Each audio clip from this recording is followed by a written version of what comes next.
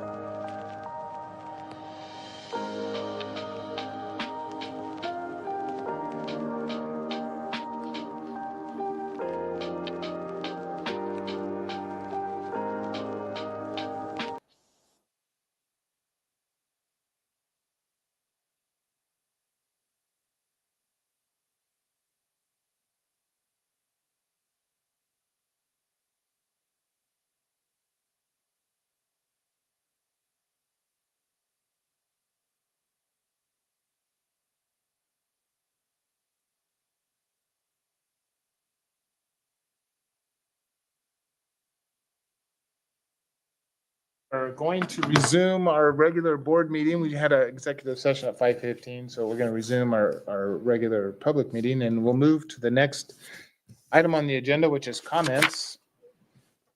First, I'll ask the trustees, do you have any comments you would like to make? Now's your chance. I'll just start. I can't believe we're almost less than a month out from school starting again. Summer's been going by pretty darn quick, but had a lot of family time away, did some camping. Went and watched the Nampa High. They had a football camp last week. They did some scrimmages with some other schools around the area. So that was a hoot to watch. Saw our drone flying through the air. I don't know who was controlling it, but well done. Well done, Tyler. Kept it in the air. So but yeah, really enjoyed watching those boys get out there and play. It almost feels like football weather today, doesn't it? Today it doesn't. Well, good. Trustee Behrens, do you have any comments? We've just been baseballing a lot. So it's Legion program, but it's all of, a lot of the boys that play for Skyview, Nampa, Columbia. We've got 3 teams, ages 14 to 19, and all 3 of them have made it to their respective state tournament. Good So deal. a lot of baseball, a lot of good ball players, and a parent out in the Egan Sullivan, Melissa's son, is one of our players. So yeah, a lot of baseball. And Stoffer in the back. He's on the injured reserve right now. But yeah, that's taken my summer. It's been good. But yeah, hard to believe school's right around the corner. Wasn't it last week? We were like, "Man, I can't wait. One more week and we're out of school." Trustee Taylor is on the phone. Trustee Taylor, do you have any comments that you would like to say?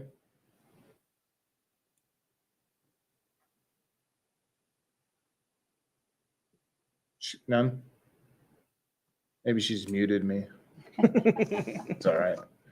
Okay, and I don't necessarily have any comments, so no comments, okay. We will move to public comments. Clerk Lamont, do we have anybody signed up for public comments?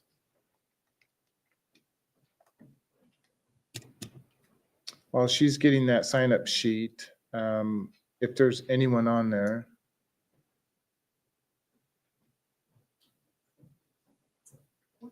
All right, on. Okay, we'll start with those who have signed up. So here's how the public comment section works. So you come up to the mic. If you would give us your name and your address, or if you don't want to give us your address, you can please give us the zone that you're in, if you know the zone. And then you have 3 minutes and you can comment on anything you would like to comment on, whether it's on the agenda or not on the agenda. So we just want to make sure that we're giving the public an opportunity to comment. So I'm going to read first. Joe Romero? No, you don't need to. Is that you though? But you got nothing to comment about. Okay. Perfect. Oh, you were just like, you thought you were signing in to come into the meeting. I was excited, but I would say. Okay. That's all right. I want to comment that I got no comment. Got it. Is there anyone else in the audience that would like to comment on anything? Like the weather or, okay. With that, we will move on to the next item on the agenda, which is our consent agenda. I'll entertain a motion if there's nothing in there that needs to be moved or changed. Nope. I move that we approve the consent agenda as written. I second. All right, it's been motioned and seconded to approve the consent agenda. All in favor? Aye. Is Taylor still there? She says. Okay, thanks. She's texting it to me. Oh, I see. All right. So it's been approved unanimously to pass the consent agenda. All right, we'll move on to action items. We'll start with the first one, Dr. Russell. Yeah, Chair Kirkman, trustees, before you tonight, our first action item has to do with the amendment to the master agreement contract that we had just ratified last board meeting. There's a couple of changes that the district is looking at making. The first has to do with a salary grid issue for our psychologists' schedule. If you remember, the state had required the districts to have minimum salaries. Well, we kind of copied and pasted those over, but one of them went over to our psych schedule, which changed that schedule a little bit. So we want to remodify that back to our schedule prior and not have it be a minimum because we paid above that minimum. So essentially we lowered the salary there, but we didn't mean to. So it was kind of a blunder there. The second change has to do with when we were ratifying the contract and going through edits, we used an older version. We used the 23-24 contract to make our edits, not the 24-25 contract. And that made a change in our supplemental salaries, the way we pay our special ed. We had moved to a weighted payment system, meaning that our special ed folks get a little bit of a weight so that we could compensate them for some of the extra work requirements, not an extra day contract. And so we fixed that error by getting rid of the old 23-24 contract. And we're actually gonna, what we had done historically is we had just continually updated an old one. We're gonna get a clean copy There we go. and just start from the clean copy and not go back to years prior so we don't have those mistakes in the past. That cut and paste, it'll bite you, won't it? Yes, as we saw today. So those are the two issues that we'd like to clean up on that contract. Okay. Trustees, do you have any questions on those changes in the master contract? And this has been discussed with the association and, Chair Kirkman, trustees, correct. It has been discussed with our association. They're aware of those and would like to have those changes as well. okay. All right. Any questions? Well, this is actually an amendment to the contract, so it will need to be re-signed or the amendment will need to be signed. Okay. Correct. All right. Well, I'll entertain a motion if there's no questions or concerns. So I move that we approve the changes to the amounts in the certified school psychologist, physical therapist, occupational therapist, and speech language pathologist salary schedule of the 2025-2026 master agreement. Update Appendix B to the correct version and add Appendix C as presented. And I'll second. It's been motioned and seconded. All in favor? Aye. Aye. Okay, we got an aye from Taylor also. All right. We'll move on to the next one, bus stops, safety bus stops. Chair Kirkman, trustee is going to invite Mr. Stauffer to come forward to share where we are with our current bus stops and our safety bus stops, and he'll give you an update about those and have a chance to ask any questions after. And I just told Trustee Barons that 75 pages of those bus stops, I drove every single route to make sure. I didn't Nicely I done. didn't Thank really. Go ahead, Mr. Stauffer. Thank you. Chair Kirkman, Board of Trustees. One thing before we get going into the actual meat of this topic, this is more of a tactical component. As you noticed, as we moved to Assembly, there's a different kind of options about how to see the information that is presented to the board and to the public, specifically with our memos. As you noticed in the first item, Dr. Russell had presented a memo that's been typical what we've done in practice for as long as we can remember. With Assembly, we do have another option, and this is the example of what it could look like, just so the board could recognize some of the options that are available in our Assembly platform. So instead of having a board memo that was included as a document, the memo is actually written out in the actual interface of the system.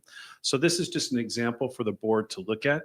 And also later on, as you have a chance to compare the two ways of how we've entered that information to give us direction on how the board would like to see that in future board meetings. So it's just, we wanted to acknowledge this one looks a little bit different, but it was on purpose to give you some access or some opportunity to look at one way versus another. And then as you have a chance to provide us feedback, maybe at the next board meeting, we can do that if you have any direction for us. But again, we can do it either way. It was not difficult either which way to do that, but more so what is the most accommodating for you. So again, the memo is basically built throughout this line item. We are here to present the bus stops, the walking zones, and the safety bus stops as required by law to the board. We do have some presentation, a little bit more about what we have done in preparation for this point in time, a little bit more in the informational component, but you will see down on the bottom, we do have some community engagement. We did open up the window of the bus stops for our public. We sent out notifications to all of our parents through Parent Square and gave them a window to provide feedback. It was a 12-day window that the system was open to receive feedback on the bus stops. And we received 135 submissions of things to look over. We did do that and included those submissions and reviewed each one of those. Now, the safety stops are something that we have looked at, and it's required by law to look every 3 years. That is a work that we did this year with a team that reviewed that, including some community members that help us review and put the bus safety stop zones into place. And so we looked at each one of those. You have maps of where the walking zones are. You also have a list of all of the safety stops and all of the stops that we're offering up for the board to consider for this upcoming school year. There's a lot of information in there, but is there any questions that the board has at this point in time? And happy to try to answer some of those. Yeah, Mr. Stoffer, just because I can't, it's probably here, I just can't find it. One, could just real quick, you've mentioned Assembly a couple of times, but maybe to those who don't know what you're talking about with Assembly, maybe clarifying what Sure. that is, who might be listening or Yeah. who will listen in the future. Sure, I'll tangent off to that real quickly. Assembly is the new platform in which we hold our board documents and our board agenda items. Basically, it's the clearinghouse of where the minutes will be, the documents, the agenda will be found on our webpage and through the Assembly platform.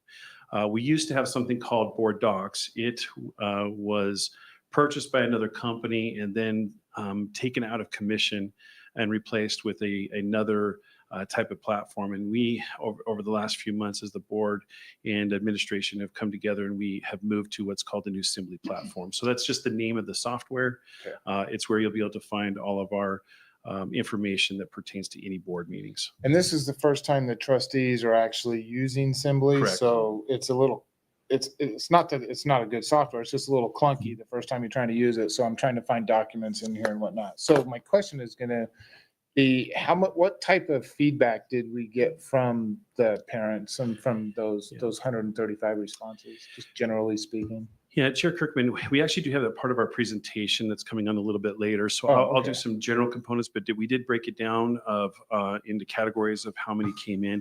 There are really about 6 different categories that came in that we adjusted. That some of it had to do with safe. We don't think this is safe. Some of it is where's the distance from where my house is.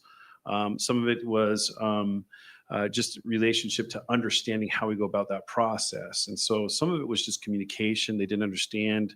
And so we had the opportunity, but we did communicate with all 135 those applicants who put in information from our parent pool. So we'll cover that a little bit more. Okay. Ms. Rebecca Lanack actually has the information that will be presenting it to you, and we'll have we have a slideshow that's in the board document that you can reference as well. Great. I think as the first day of school is coming up on us here It pretty is. quick, and what happened last year, I think that's going to be on everyone's Absolutely. everyone's It's been our forefront, minds everyone's for a while. mind, yeah. Yes. I So, know, Chair Kirkman, I know we you do- guys are ahead of it. I Yes, know we you guys are. ahead of it. And this is part of that process where Yeah. just in considering where we were a year ago as we were still in that time crunch, our counterparts for students have had the routes in their hands since June. So we are considerably further along this pathway and have had a typical summer to be able to adjust for all of those things that we weren't able to do last summer. Chair Kirkman, Mr. Stoffer, I think you probably will mention it as we discuss transportation, but most of the stops were similar to what we had last year, right? There was a certain percentage, I believe it was around 88, 89% Correct. were similar to what we had last year. Yeah, Chair Kirkman, Dr. Russell, that is accurate. We had about 88, 89% of all the routes or all the stops were similar from last year to this year. And the majority of those changes had to do with work that our safety team did. We found a considerable amount of our stops that were not in the appropriate distance away from registered sex offenders, and so we had to make adjustments based off of that. That was the vast majority of it. We did see another small pocket as our 5th graders were moving up into 6th grade. We had to have some different realignment done to accommodate the stops of our incoming 5th graders to 6th grade. And that's not an atypical component that is a normal experience when we do that. I mean, this is certainly a dynamic situation from year to year. The walk zones, did they increase it? Did they change the size of the walk zones? I know it's every 3 years. So did those change? Chair Kirkman, Board of Trustees, the walk zones didn't change from what we've had in previous years. We did have some things that changed inside of them with some of the stops based off of the safety instructions, but the walk zones have stayed Okay. fairly consistent. And those are really defined by Idaho code. So the walk zone is if you draw a circle 1.5 miles or in radius around the school, that is how it starts. But there are also parameters of safety components that help whittle that down. And again, the maps kind of give you a good idea of where we saw some of those safety areas. They show you what there's some obstacles like railroad tracks are one, canals is another one that you start to adjust based off of those. You also look at highways and that's another adjustment. So as you look at the walk zones, those haven't changed a ton. The boundaries. The boundaries have not. The what has changed is more so some of the stops within inside of it based off of student living situations. When they move in or what grade they're in, those have changed and adapted based off of those. Okay. And that will be dynamic from year to year. Trustees, any other questions? Yeah, I've got a Yeah. question comment. So essentially last year, all the routes were brand new. And then we've reevaluated them this year. And then are we anticipating the next reevaluation in 3 years from now? Chair Kirkman and Trustee Jennings, by Idaho law, we're required every 3 years to do a reevaluation of safety stops. That's a full-fledged, the entire platform that we have to look through everything.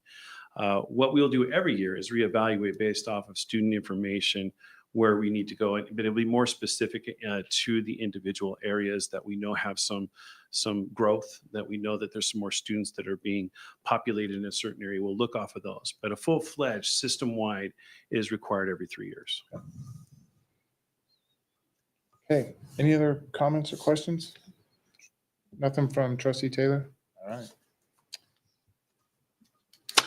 I'll entertain a motion on this action item. Yeah, I move that we approve the 2025-2026 school bus routes, safety stops, and walk zone boundaries, incorporating revisions based on the community feedback and operational evaluations. Second. Okay, it's been motion and second. Is there any discussion on that motion? I ask that because I do have one quick comment. If this is approved, there's still an opportunity for parents, if they have concerns or questions, to, I mean, there's a process that they can go through with the transportation department. I just want to make sure that that's clear. So, okay, all in favor? Aye. And Trustee Taylor says aye also. Okay, we'll move on to the next item, Union High Innovation Agreement. Yeah, Chair Kirkman, trustees, for you this evening, we're gonna have Principal Nakamura come and share about the Union High agreement that comes forward to the board every several years. And she's gonna give an update a little bit about Union High and then a little bit about the agreement, and I'll ask some questions. Yeah, thank you. Okay. Excuse me. Good evening, Chairman Kirkman, Vice Chair Jennings, Trustee Benz, Trustee Taylor, Trustee Behrens, Dr. Russell. My name is Kate Nakamura Stein, and I am the principal of Union School. I'm here tonight to share with you our innovative agreement highlights and successes of our program. I am proud to speak to the growth of our program, academic growth of our students, and vision for the next few years at Union.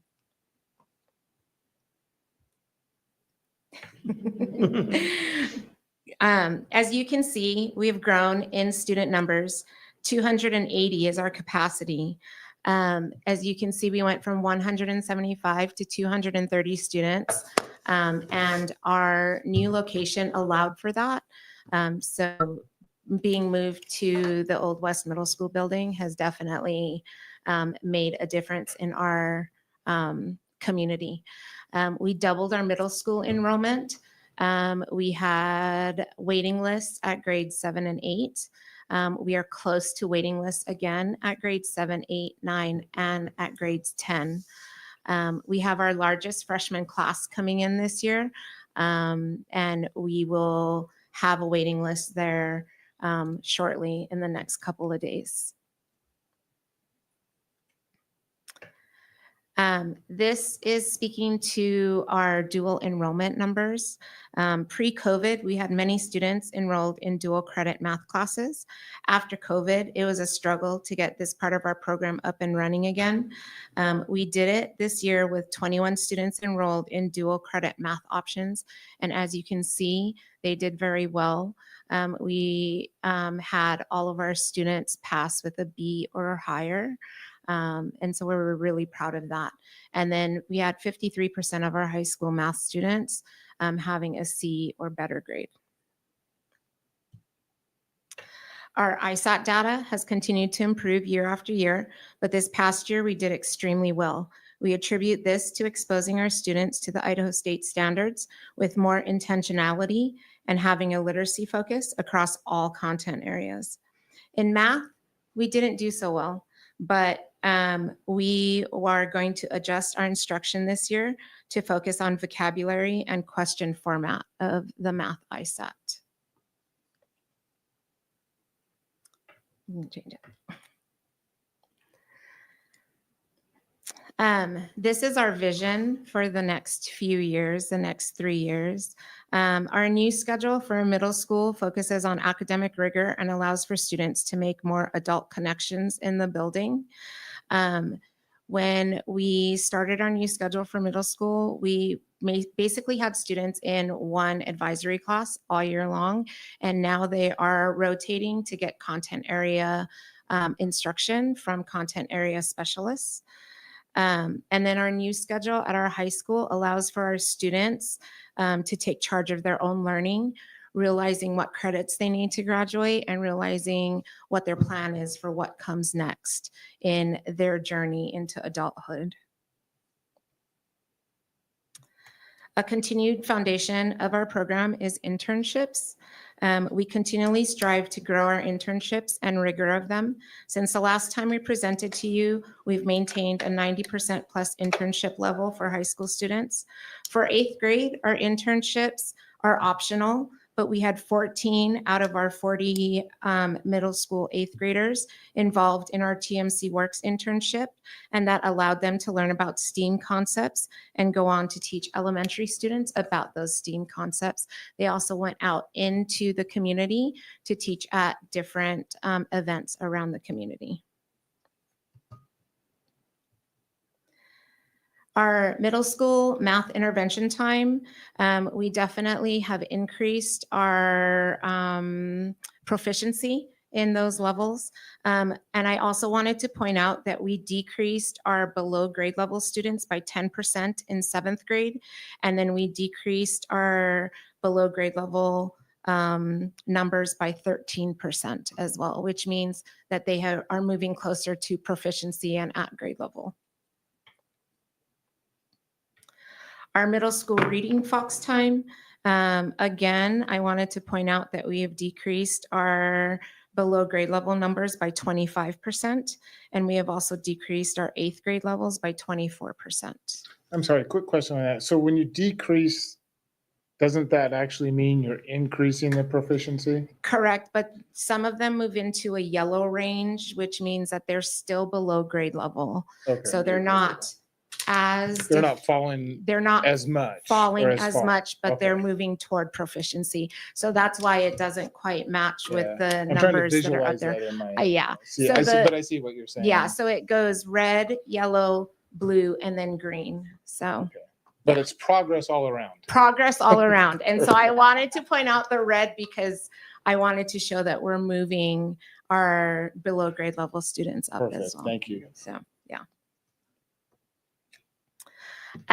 In the same way, we've also increased our high school math intervention. And so overall, the last 2 years, the percent of students in green and blue, which means they are at grade level or above grade level, has increased by 36%, while our red levels have decreased by 18%. Our 9th grade below grade level was decreased by 4%. Our 10th grade below grade level decreased by 25%. And what really has been the shining star is that our 11th and 12th graders, we have no students in the red at the moment. That's pretty awesome. That's good. It's pretty amazing. Over the last 2 years, the percent of students in green and blue increased by 32%, and our below grade level, our red, decreased by 20%.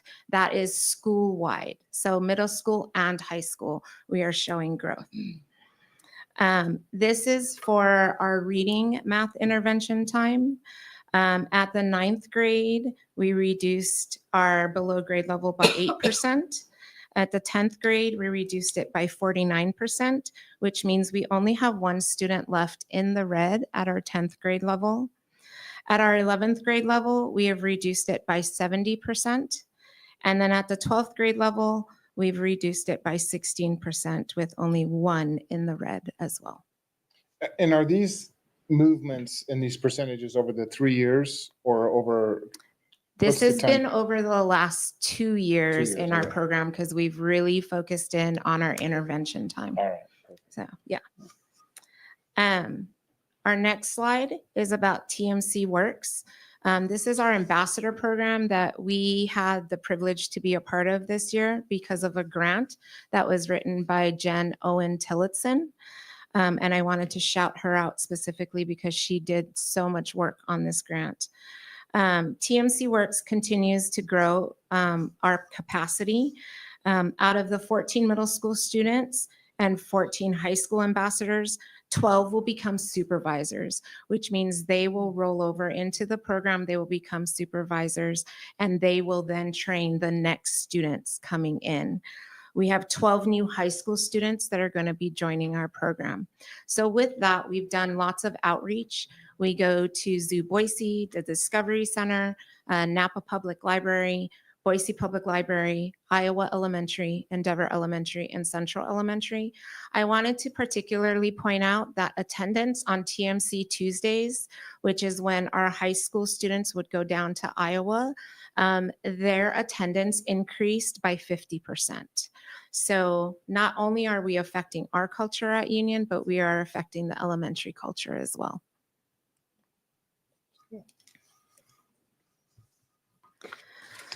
These are our next steps that we want to take at Union and are in the process of building. So building and establishing a STEAM lab for students to access and continue the work of TMC Works. Create a place where students can develop critical thinking, problem solving, and innovation skills for success in STEAM fields and beyond. Our guaranteed and viable curriculum, individualized support, and extensive career focus opportunities will attract and empower a diverse student body, fostering a collaborative culture at Union. Our culture of discovery and continuous growth is something we really want to continue working on.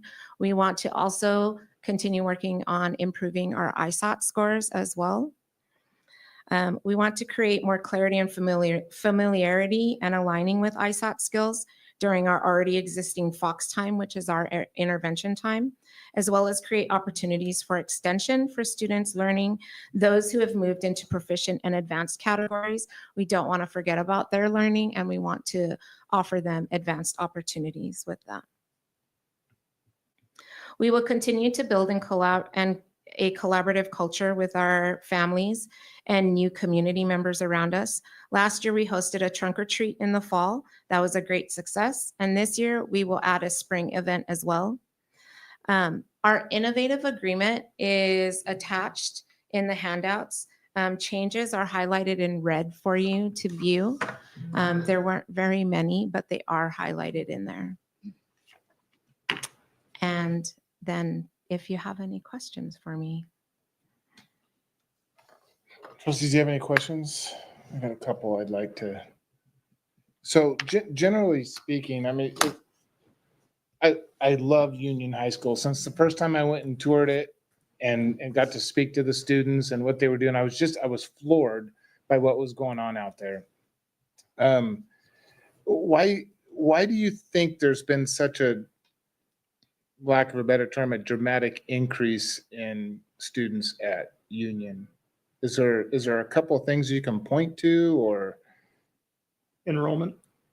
yes, the enrollment? Why is there an increase in enrollment? Yeah. Well, our middle school numbers doubled because of the closing of the Ridge, and a lot of those students wanted a smaller, more intimate learning environment, and so they came. A lot of them chose to come to us at Union, but a lot of it has to do with, I think, the placement of the building. Now that we're at the West Learning Campus, we're more centrally located, and as you can see, I have an awesome staff here. They're amazing. They do the hard work, and we've worked really hard about getting ourselves out there. Really starting this TMC Works and getting our students out there and ready to present to the public has been amazing. Our internship program has really been our shining star and our capstone, thanks to Kat Armstrong for running that program for us. We've done some really great work. And then also, I think the structural changes that we've made to our community, as far as like our learning community, and putting that focus back on getting the students ready for what comes next, has been a big change with that. So as far as internships, and I know there's many, and you don't have to list them all, but just a couple of examples of internships. I think this is what's, I guess, surprised me when I first got on the board and went out there to Union, and they were telling me these places where these 8th and 9th graders were working and 10th graders. And I'm like, wait a second, is that even legal? That's what I was thinking. So, but it was amazing to see that. So can you just kind of throw out some examples of internships? I'm around the community?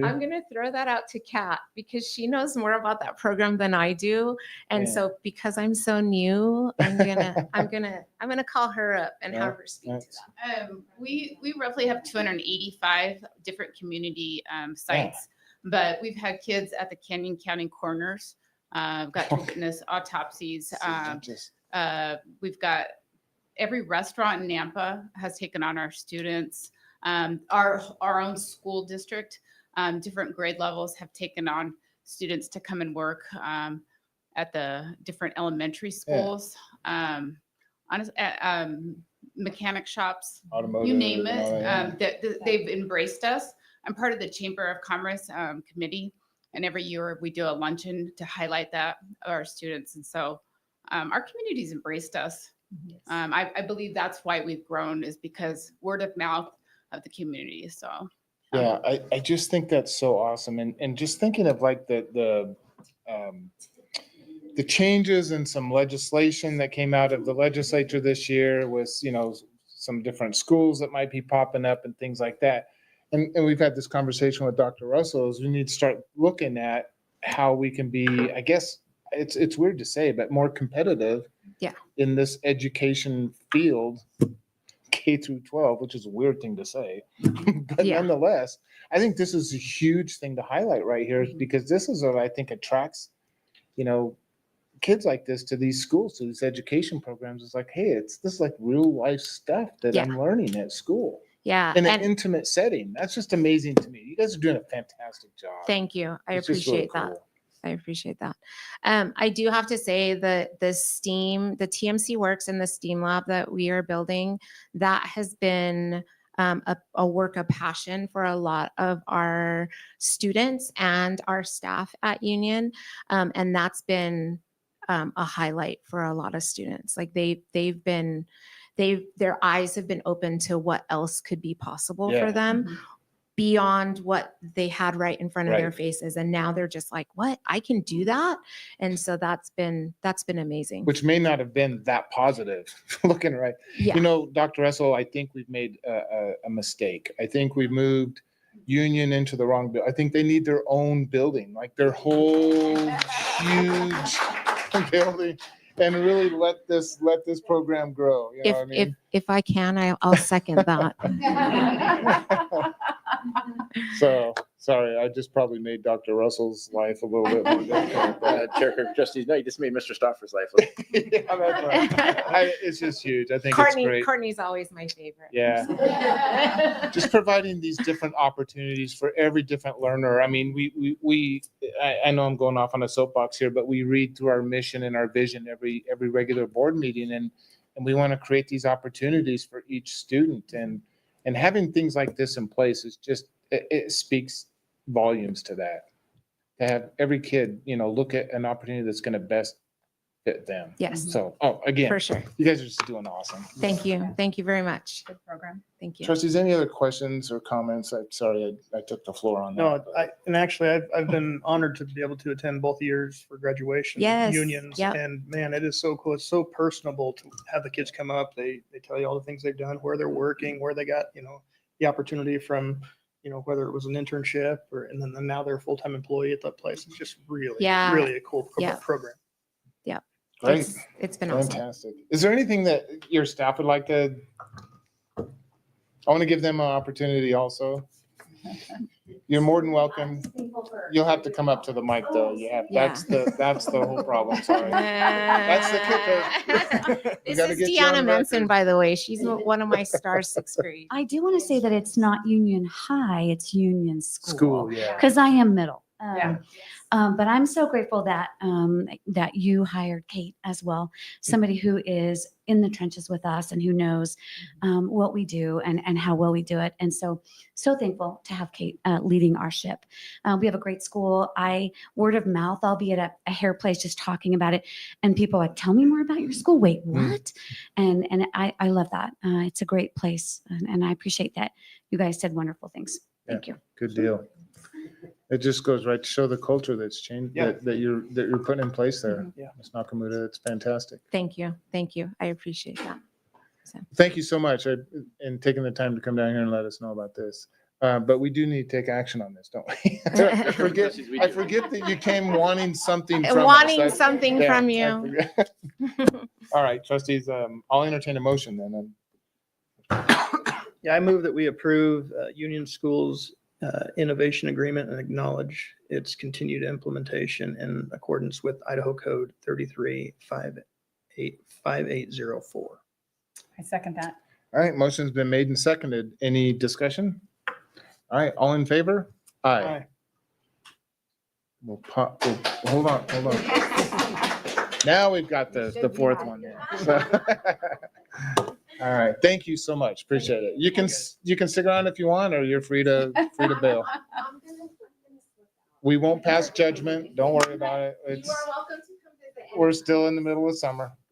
Please come visit us anytime. Absolutely. Thank I you. do need to come visit your school, so, yeah. Yes. It's good stuff.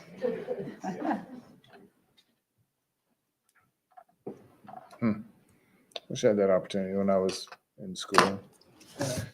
Anyways, where are we at? Trustee Taylor in favor. Also, please, call him back in. No, please extend my sincere thanks for all the work done in for union. Okay. Dr. Russell, we'll move on to employee handbook. Yes, Chair Kirkman, trustees, before you tonight is approval of the employee handbook. If you look in your board memo, are able to open it up, you'll see some of the changes made forth before in this session or this version of the handbook. There's some changes around adding a badge policy, some changes around some performance improvement plans, and adding some possible offenses that we could, with our employees, to improve some of those around free speech and misuse of leave. And then we also updated the language regarding the district's dress code provisions, updated the language around their computer and internet use, updated language around social media platforms, and then added some access badge controls because our teachers now use badges rather than keys, and refer to keys in the old version as well. But those are the big changes that we've made to this year's handbook, and don't believe we have some from HR here this evening due to just folks being out, but happy to write down any questions you may have, and we could always have them present next month if there's questions or concerns you got from that. So happy to go from there. Yeah, was there a lot of, were there a lot of substantive changes, or was it a lot of just edits? Chair Kirkman, trustees, I don't believe there was any major ones. Most of them were minor. I think there was a few, you'll see underneath there, number 36 and 37. We had some situations with some employees this year that we wanted to clarify some language in the employee handbook around some of the discipline things there. I think that was probably the biggest. The others really were just around language changes. Okay. When you say 36, 37 page? No, I'm sorry. You'll see it on your board memo. Oh, okay. I was looking at the wrong document. No, you're fine. Yeah, if you look at your board memo, no, that's not it either. It is, Go back to let me here. open the actual handbook here. No, That's where I was at, was, oh, this one here, this board memo. Yes. The PDF. The board memo, the PDF kind of highlights some of those changes there. Okay. Let me actually upload the handbook. Oh, here. okay. Did we receive essentially feedback for these changes from staff? I mean, how do we come to? Yeah, Chair Cookman, Trustee Jennings, there is a committee usually that gets together to review these and make some of the recommendations to go through it. I know that Gwen and the department works through the association as well, kind of making some of these. I think the association has some questions that came out.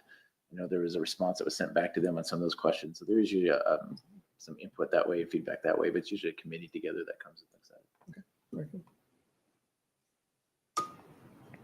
Trustees, I think you might be having a few hiccups with the board packet just because some of the documents were not converted to PDF. And I've noticed usually when in the past I've always converted everything to a PDF so that when you're opening it, you don't have to download. Yeah, and so- process. I think that's another thing that's happening on your computer right now. Well, that's what, this icon next, so what's this? Right. There's a PDF icon. What's the, oh, I forget this It's is a touch. Word. It takes you to a Word document. So that's a Word document Yeah. icon that download, which I've been downloading. I know. It's just a different looking icon. All right, got it. I should go back to school for this. All right. Any questions, further clarification needed, anything like that? Trustees? All right, then, you know the drill. I move that we approve the 2025, 2026 employee handbook. Second. Okay, it's been motioned and seconded. All in favor? Aye. And trustee Taylor, thumbs up. Okay, thank you. We'll move on to the gradient. Yeah, Chair Cookman, trustees, this evening we're going to ask Director Gomez to come forth and share about a possible gradient adoption process that we're looking at. If you remember, we had started a gradient adoption with our English language arts and completed that last year. That is one of the subject matters within gradient that we can use, but there are others. And we are going to look at possibly adopting those because some of our high school teachers in other courses are interested in using some of those materials. And Ms. Gomez will discuss that process as we look forward to that coming up this year. Okay, so Tyler's working on pulling up the PowerPoint. In the board packet, there was the adoption procedure for you to review. This process is slightly different in that we're not going to have multiple publishers, but I did pull out the piece of the adoption procedure that we'll go over tonight. So I will review the fact sheet with you all, and then we'll talk about the adoption committee selection process. If you recall, we put out an application for teachers and for parents and community members to apply to be a part of the committee. Per Idaho code, we have to have at least half of the committee has to be parents and community members. And then the rest of the half is like staff. Usually we have an administrator, instructional coaches, and then there's a district representative that can be a board member or it can be appointed by the district. Is there a certain number of, I can't remember in the law, is there a certain number that has to be on the committee? Not a certain number, it just has to be It just half. has to be 50-50. Mhm. And so we'll go over what my recommendation is for that committee, but if you'd like to have more or less, we can work with that too. So we'll advertise and then we'll receive applications. And then we will send each trustee the applicants for your zone, and then you'll select a certain number per zone. And then we'll bring it back in August at the August board meeting for approval for the entire committee. And then just a reminder, the curriculum and instruction team, they're not voting members. They don't have an opinion on what we do. We're just facilitators of the process. Okay, so in terms of the fact sheet, and I'll just give a little bit of background on Gradient Learning. Gradient Learning is an educational organization. It is funded by the Chan Zuckerberg Initiative. They provide professional development to teachers and principals. In fact, we had, I want to say maybe 20 staff members that just returned from Houston, and that was all paid for by Gradient Learning to receive some training, and it was pretty good training.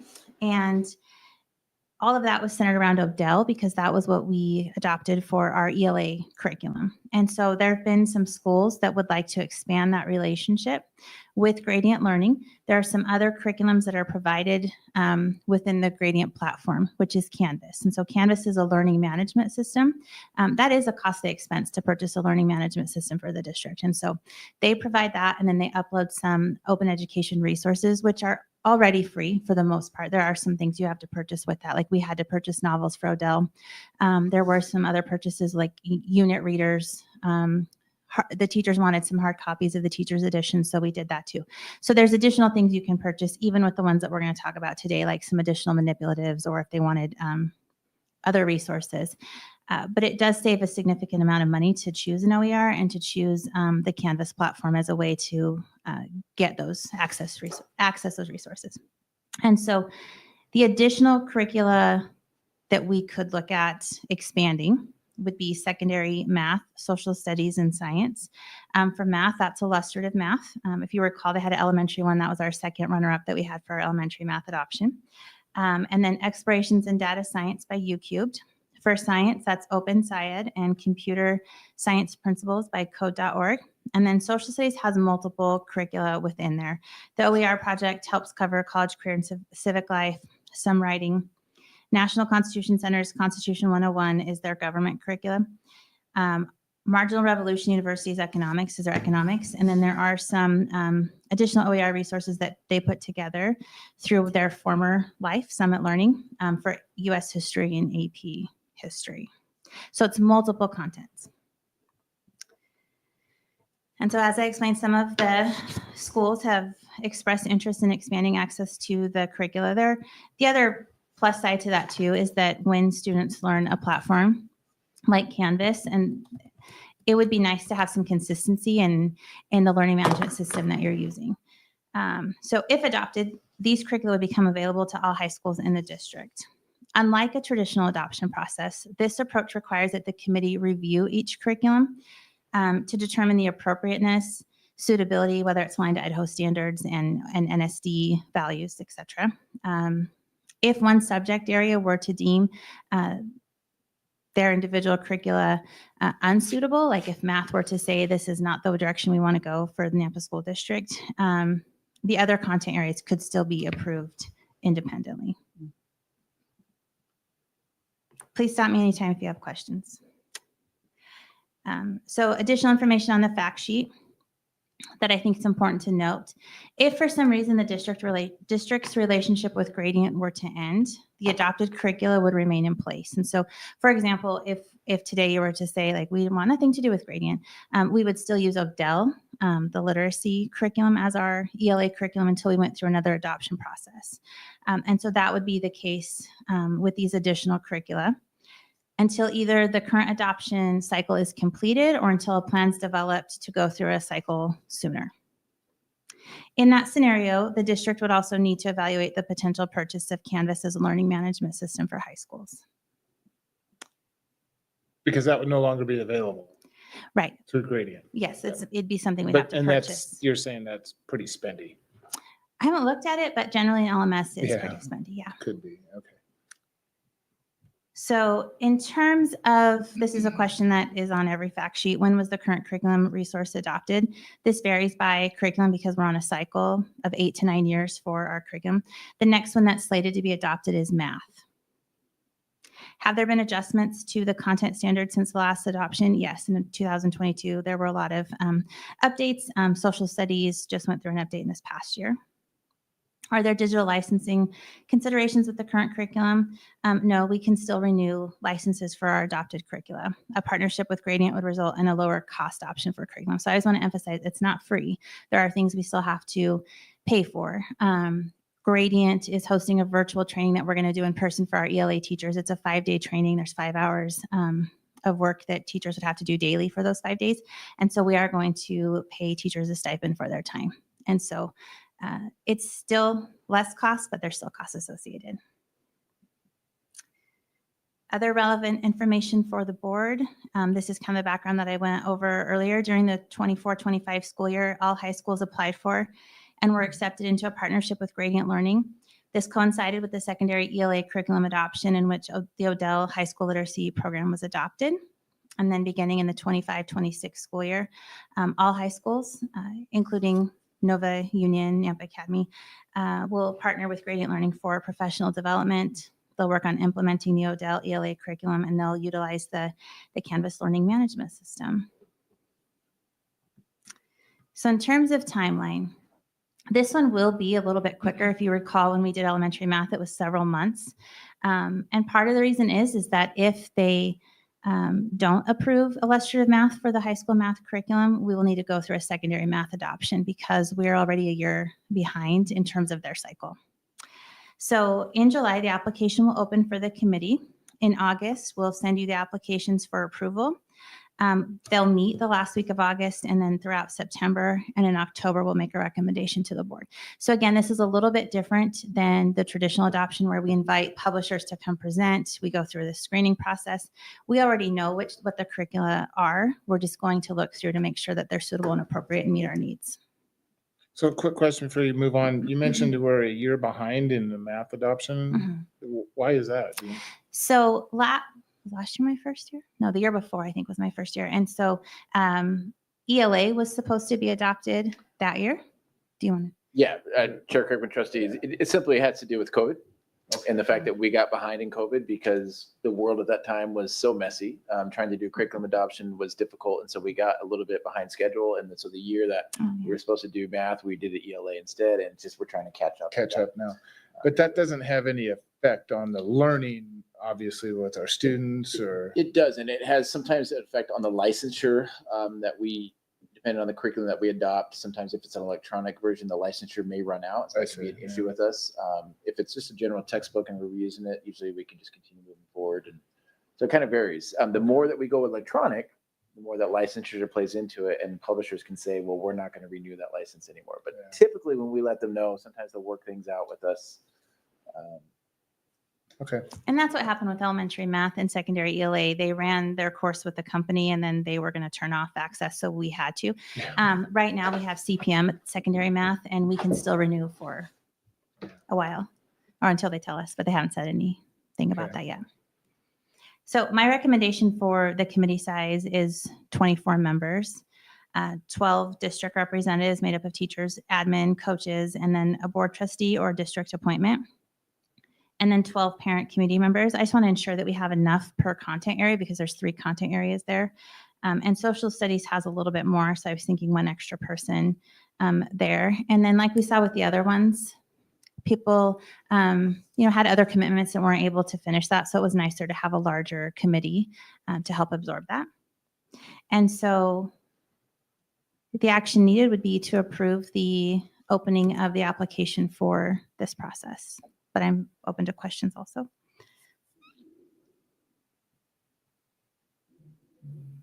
Okay, I had all my questions answered. Trustee Jennings? Yeah, so this is the same program essentially that Columbia's been using, right? So the district's already familiar with it. It's not something necessarily new. It'll be new to the schools, but we do have people that understand. Yeah, Chair Kirkman, Trustee James, good question. It is what Columbia has used that moved to Gradient. So that is true. Is the math curriculum that they're using right now, honestly, they've been using the math piece for a while, Okay. illustrative. And then I didn't put it all into the PowerPoint, but on the Gradient adoption fact sheet, there's some background in there. And it just talks about how they partnered with Summit Learning probably 9 years ago. And then the year before this year, Summit chose to transition to Gradient Learning because what they had done was kind of create their own curriculum by combining multiple OERs. And then they found that that wasn't as effective as they had hoped. And so they went to these externally validated curriculum, these OERs, and have more of a focus on training that and some fidelity to that curriculum. And the three were math, social studies, and science? Science. Correct. Yeah. Okay. Always. And this is getting us closer to having it all under one, One platform. yeah, Yeah, okay. Chair Kirkman, trustees, I think what we want to be clear in this one is we're going to look at those that are underneath gradient, but we're not opening it up to the others as we normally would do, like all call, because we have access to gradient. We already have teachers that are interested in using some of those. Some have already been used at Columbia High, so it makes sense for us to try to adopt it to see if we can officially adopt those or not. Because we want to follow the law and we want to be respectful of the process, making sure that the community has input whether these are curriculum that we want for our kids or not. And is gradient a lottery? Like, could we lose it next year? No, once you apply to be in partnership with them, which all of the schools did individually, I don't think that they'll kick you out. Okay. Or anything like that, or remove you from it. Sure.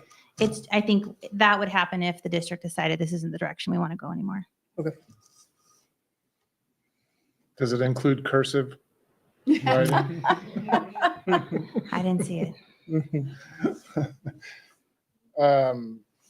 I like the format. I'm just, for parents to review this, they'll be reviewing it online. So it's going to be convenient for, I mean, if I would have this conversation with folks in my zone and say, hey, would you please be a part of this? You can do it at home. I mean, really, you could review this at home rather than, okay.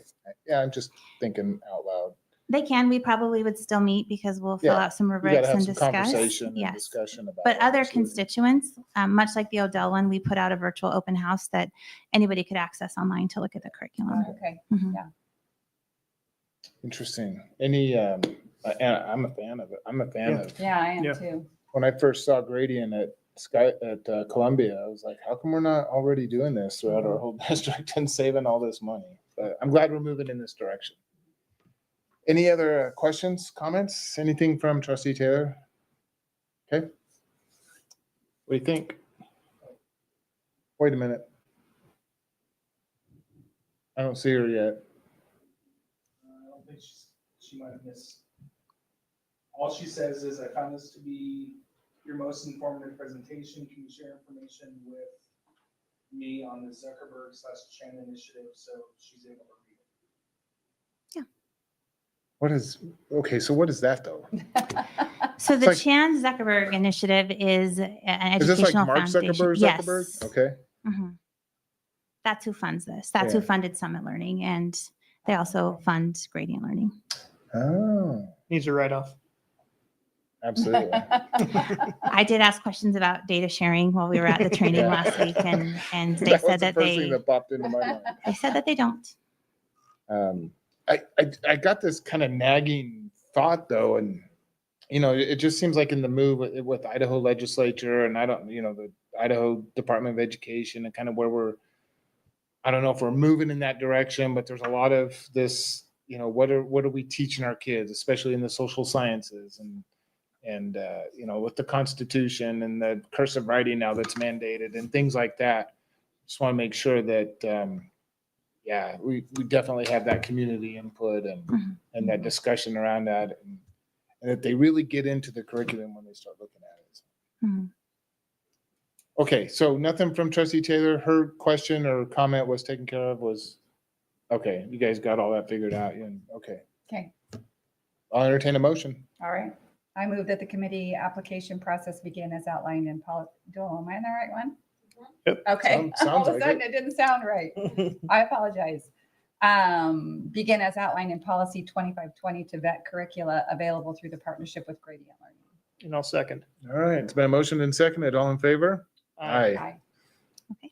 And Trustee Taylor says aye. Thank you. The policy 2520 threw me for a minute. Yeah. That's Thank why I you thought so maybe much. I Appreciate it. apologize. Yeah. So now we're on the last one. That's probably where you got confused over on a policy. Right. Yeah, Chair Kirkman, trustees, before you tonight is a first read for a draft policy around cell phone use. You may recall this past year, the Idaho State Legislature had passed a law requiring school districts to adopt formal policies. Our district had adopted formal procedures in our student handbooks, but this would be a first draft at a formal policy. In your handbook or in your packet, if you would open up the policy, you'll see the opening paragraph Lines 5 through 12 basically just states we understand that technology is in our schools. It's not really going to go anywhere, but we understand that it can be addictive. It can be a distraction to learning and something that we're concerned about.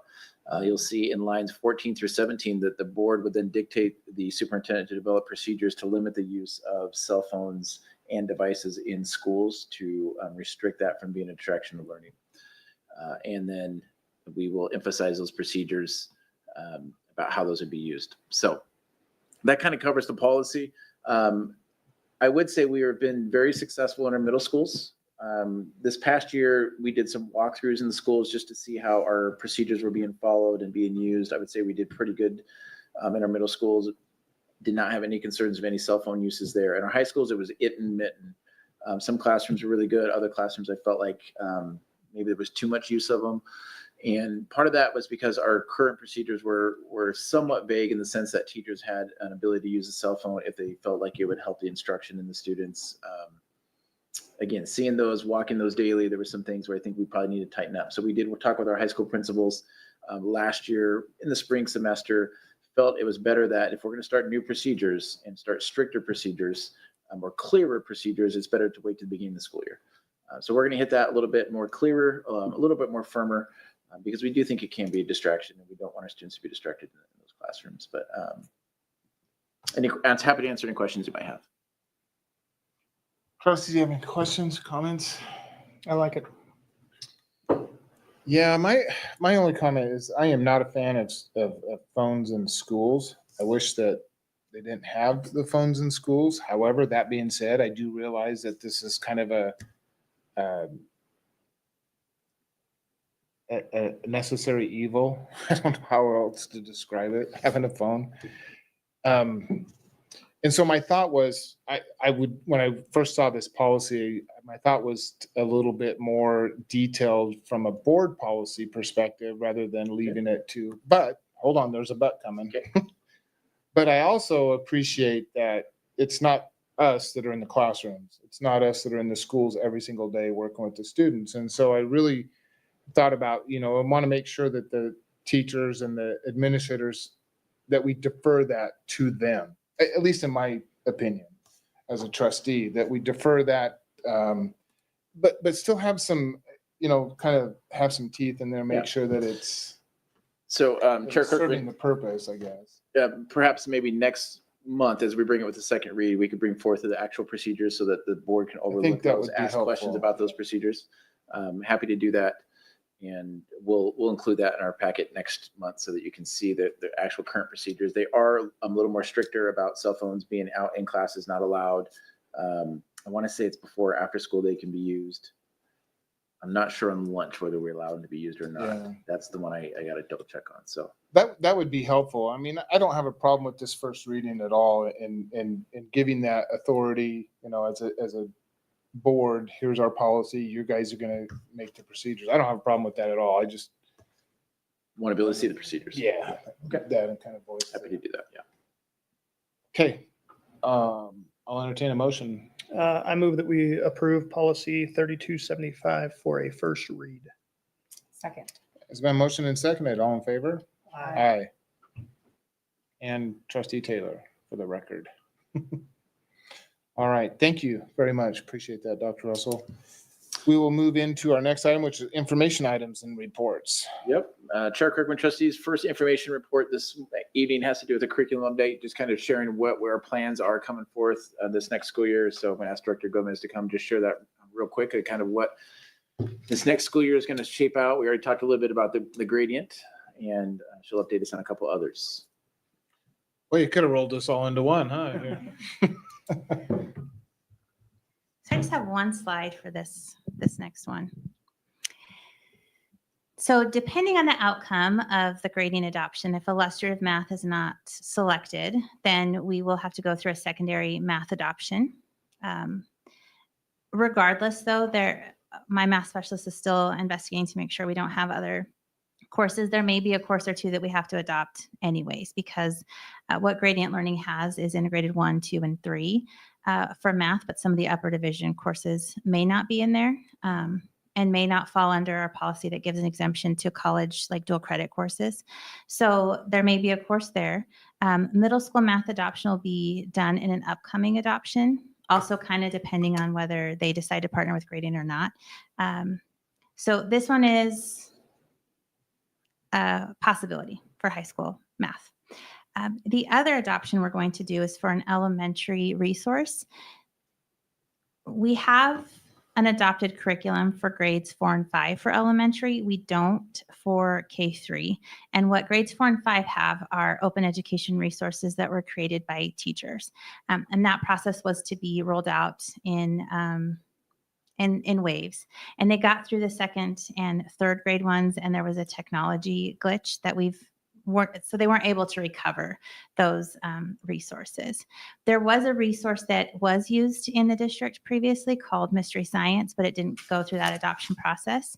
And that provides additional resources and lessons for teachers to use. And so we're going to go through a process to provide an elementary science resource that's more robust, not a full comprehensive curriculum, but more of just a digital resource so that they have approved content to use for science. Did Mystery Science come about because of the glitch? No, I think they used it as a supplemental okay. resource, but it hadn't been officially approved. And so when the law changed, we didn't continue with that one. And so we're going to go through, and that may be the one that's chosen by elementary teachers, or they have the opportunity to look at some different potential resources. So these are potential upcoming, actually that one we would like to do. So I guess I shouldn't say potential. These are happening the next These year. are coming. Yeah, these are coming. All right. Any questions? Questions, comments? Thank you Okay, once next again. month I'll probably come back, and this will be just a month behind the other one. So we'll do the committee process for these Okay, soon. sounds you. good. Thank you. Dr. Russell? Yep, Chair Kirkman, trustees, next on our information update, we will discuss a little bit about our levy. If you may recall, I think it was in May, could be June, where we did discuss our levy and how it was being used this year, how it's benefiting the students, and the fact that the levy is about to expire. And I'm going to ask Mr. Tyler here if you go ahead and bring up the presentation to walk us through that. So Tyler, would you go ahead and hit the next slide here? Currently, right now, in November 2023, we went to our patrons and our folks and asked for them to approve a $14.7 million supplemental levy. I think it's actually 14.8. Double check that number. It's a little so, but that will expire in June of this coming year. So we have a really important choice that we're going to need to make here, whether we ask to have another levy or we're going to have to look at making some serious budget adjustments if we don't. Next slide, Tyler. Currently, right now on our books, there it is, 14.78 is our levy. Primarily, the main pockets in this levy are our salaries. So we do have staffing on this, about 40-ish positions. You'll see supplemental salaries. That's our coaching positions. We mentioned that. Curriculum is a big part of this as well. Our technology, and then we had maintenance on that, and then some upgrades to our athletic facilities. That was kind of the big ones for this levy. So what we did as administration is we went and looked and talked about the needs of the district. Where do we see our district in the next 2 years coming with needs? And if we were to ask for an amount, what would be the needs of the district? And that's what we'd kind of like to present for going here forward. Many of these pockets you will see will be similar.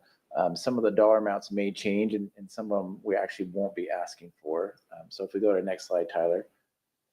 When it was all said and done, after the administration talked through all the needs of the district, we believe that the district would need to ask for a $16.8 million levy. So that would be an increase to it. The reason why is really two main reasons. The first has to do with simply inflation. The cost of curriculum, the cost of technology, those things have increased since our last one. And for us just to maintain currently where we are, the dollars that we are asking for just doesn't go as far. And I think we've all experienced that somewhat in life. The second one has to do with the state minimum requirements that the state asked or forced us to do when they passed some of the laws this past year, when they required us to pay certain minimums. We did not receive the full amount to pay for those minimums because we hire more teachers than the state allocates for us. That's because we want to have smaller class sizes, and we also have more student needs than what the state allocates for us. The state sees each student as a number. We see our students with our needs. We have higher special ed population, higher ELL population. Therefore, it requires for us to have more supports in our schools for our students to be able to meet their needs and improve their academic achievement. Now, we could have not asked for an increase, and that means we could have cut back on our programs. I, as a superintendent right now, don't feel comfortable cutting programs. We are seeing our schools are improving. Our graduation rate is improving. Our academic progress on our ISATs is improving. We've had the highest reading scores that we've ever had in our district. So we're seeing improvements in our schools. And to me, it's not the time to start cutting back supports. So we are asking for an increase in that. And I'll go line by line item, kind of what those increases are. Next slide, Tyler. That's small and my eyes are old. So I'm going to go ahead and open up a mic. Thank you. Oh, Tyler, thank you. Thanks, Yeah, Tyler. that's great. So the first one, continued programs, that's staffing. You'll see on our old levy, there was 3.3 million, around 40 positions. That is still staying the same, but we are asking for an increase because we had to meet those minimum requirements to pay teachers more. So we're asking for most of this increase has to do with actually that. You'll see there's about a $3.2 million increase to support the teachers and staff and their salaries on it. You'll see supplemental salaries right below that. We have asked that to stay the same. I think, $50,000 increase there. Slight increase probably has to do with paying a few of those coaching positions or band director positions a little bit more.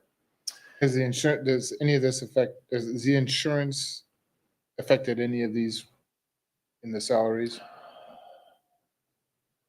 I don't believe, like you're talking about like State insurance plans? Yeah, no, I don't benefits? believe so. I don't believe so. I was thinking about taxes and things like that. I don't believe so. It's a good question. I'll write it down so I can get that back to you. Playgrounds, you'll see a slight increase there. Again, inflation, the money that we get for playgrounds to maintain them just not going as far simply because of the cost. Now, maintenance is a big one. In our previous, the one we have right now on the books, we have asked for $2 million in maintenance. And if you remember, that was because the state had cut our maintenance budget. And we also wanted to do some projects around maintenance to upkeep some of our buildings. And this is when we're kind of closing schools and those type of things. Most of that maintenance was used to help Union kind of get into their building. Now that we have a maintenance budget that we can use with the $521 and the interest off of that, we are not asking for any of that. We will use that money instead. So again, that helps us because we can apply that $2 million to other areas of needs like the continued staffing and whatnot. We did update tennis and track. If you recall, we were having some events having to be canceled because our tracks had such big holes.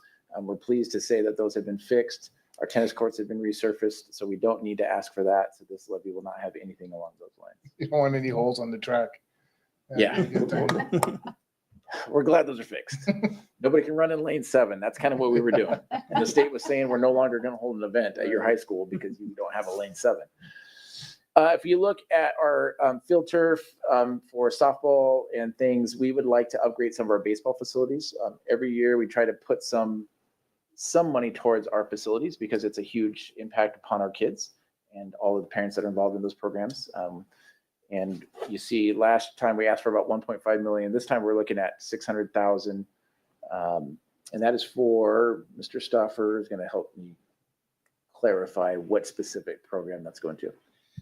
Those are for both our baseball and our softball programs. One thing just before I go on to that, Chair Kirkman, is just as a reminder, 521 money cannot be used on any of our athletic facilities. So any improvements that we do have to have on any of those arenas have to be done through another funding source. Really, this is for the quantities of dollars this is really the only funding source that we do have available to us at this point in time. So again, for those just returning back to that, I just want to put that caveat. Why are they on here? Is because it's the only place that we can access money to be able to upgrade those facilities. Another, just a caveat to that, we have not had any levy-based funding for any of our baseball or softball programs for the past 30 years. 30? 30. 3-0. So we went back, we looked at everything we had. We could not find any levy that had anything to do with any of our sports complex for baseball. So We have our own coach in the group. with that said, felt like it was time for us to try to put some money towards those programs. You'll see there, building security, kept that the same. We were able to increase our building security because of this levy last time. That was able to get us some more SROs and officers. So we're really pleased with that and would like to maintain that service. Our early childhood education, we have about 300 kids accessing that program. Would like to maintain that. We're not asking for an increase there, but would like to maintain it. Our activities and sports, it's 600,000, but we actually broke it out so we could show where the activities were being used for in sports. So that we're asking for 322,000 in this one, and you'll see we'll break it down a little bit more there. Where fine arts, we're adding a little bit dollars there. That's some of the activities. And so in the other levy, we kind of labeled that all and clumped it together. This one we broke it out more, and then we're also looking at upgrading some baseball lights to our facility as well. So that is separate from the turf things that we're asking. Tyler, if you can kind of go back up so I can keep going down that list. Oh, there you go. Okay, we got it. So curriculum, we are asking for an increase of about 1.5 million in curriculum. That is simply because curriculum has gone up so much. So that was one of the big increases. If we were looking at the major increases, it primarily would be around staffing and paying those minimum salaries, and then the increase here. Because when we went out to look at curriculum adoptions, $2 million just does not get us far. And we asked that question a little earlier about our curriculum adoption cycle. Every several years, we want to be able to adopt. We will not be able to stay on that cycle if we stay at 2 million. For example, if it's time for reading or science adoption, we'd have to choose one or the other because we wouldn't have enough money to be able to do both, simply because the cost has gone up so much. I know this is a very early question and it's probably out of line, but I'm going to ask it anyways. Would gradient, do you know how much and this is a big if gradient were adopted, how much savings that would come out of that 3.5? Do you have that number? Which is fine if you don't, I get it, but. Trustee Kirkman, I don't have it. I do know it would save us money. I don't want to put you in a box. And that we would be able to put that money towards other adoptions. So it definitely is a benefit from us. We can crunch the numbers. I do know there is some cost with gradient, as we mentioned, around upkeeping the PD and some of the consumables that would go with that curriculum, but it would not be nearly as expensive as adopting a whole new program. I don't think we're So at we'll that. get that number. I don't think we're at that point yet, to start looking at that until we go through the process that was proposed or that was approved, but. Technology is MPL, it was Nampa Personalized Learning. That's what that stands for. We could take it to technology, but ultimately that's our student devices. And there is a slight increase there, again, because inflation costs that we are asking. The dollars just don't go as far. Transportation, you'll see we dropped that a little bit, and about 100,000 there is kind of a drop. You'll see that although we increased the transportation for activities because we saw an increase there. So dropped it in one area, increased it in another. So the transportation other, what does that entail? That is like for some of our preschool program, New Horizons, I think is used out of that. Any others? I think I got most of those. I think it's New Horizons primarily. Okay. And then we looked at baseball, fine arts programs there. Oh, and robotics. If you remember, we had our robotics students a couple of months ago came, would like to actually put some money towards those programs to make sure that we can maintain the necessary supplies to continue funding those VEX programs right now, and want to continue expanding that. Yeah, that's, is 100,000 enough? Sorry, did I say that out loud? Is 100,000 enough for robotics and esports? I mean, you're talking technology and esports and yeah, all of that. Good question, Trustee Kirkman and trustees. One of the esports, some of that is paid for with the support of some of the sponsors. Okay. So that helps pay for some of that cost. We do believe when we talk with our schools about the robotics, that would give us a good start. It's much better than what we have right now, which we haven't put anything towards really updating those as much as we'd like. And so I think it's a good start to there. And again, 2 years from now, we'd have to double check and see if that dollar amount is going to be enough. When you look at the grand total, if you kind of zoom back out, when you're asking for $16.8 million, you would see this affects the students in a variety of ways and affects our schools K-12 across the board. I understand it's a lot. Part of my job is to advocate for the kids. Part of my job is to advocate for the teachers. I think 16.8 provides the necessary supports we need to allow our kids to have continued success in school and education.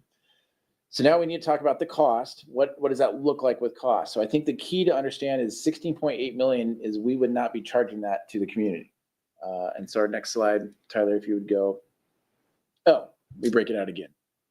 You can just see how it's each broken out there. Oh, yeah. Let's go to our next slide there. This slide just kind of shows a historic view of where we've been from the district the last 10, 12 years or so. Starting in 2017, we are in the blue. Our tax burden to our patrons, and it consistently has gotten lower each and every year. We dropped down to about 56 cents per $1,000 of taxable value. The proposal with this new increase, because we would increase it, is you'd see a slight increase to that to 69 cents per $1,000 taxable dollars. So it's a little bit, but I think when you look at the historical looking at the concept of where we've been the last 10 years or so, it's still substantially low. Next slide, Tyler. And the reason that is because of House Bill 292. So the district will receive money from the state to help pay down this levy. So this is why asking 16.8 will not be charged all the way to the overall community. Currently this year, if you look at the last two lines, actually, I don't have a cursor. Boy, it'd be nice to have a pointer. If you go to the bottom of that document, right underneath D, you'll see it says fiscal year 2026, we anticipate receiving $6.5 million. So the district's going to receive $6.5 million from the state. And currently we have a $14.7 million levy.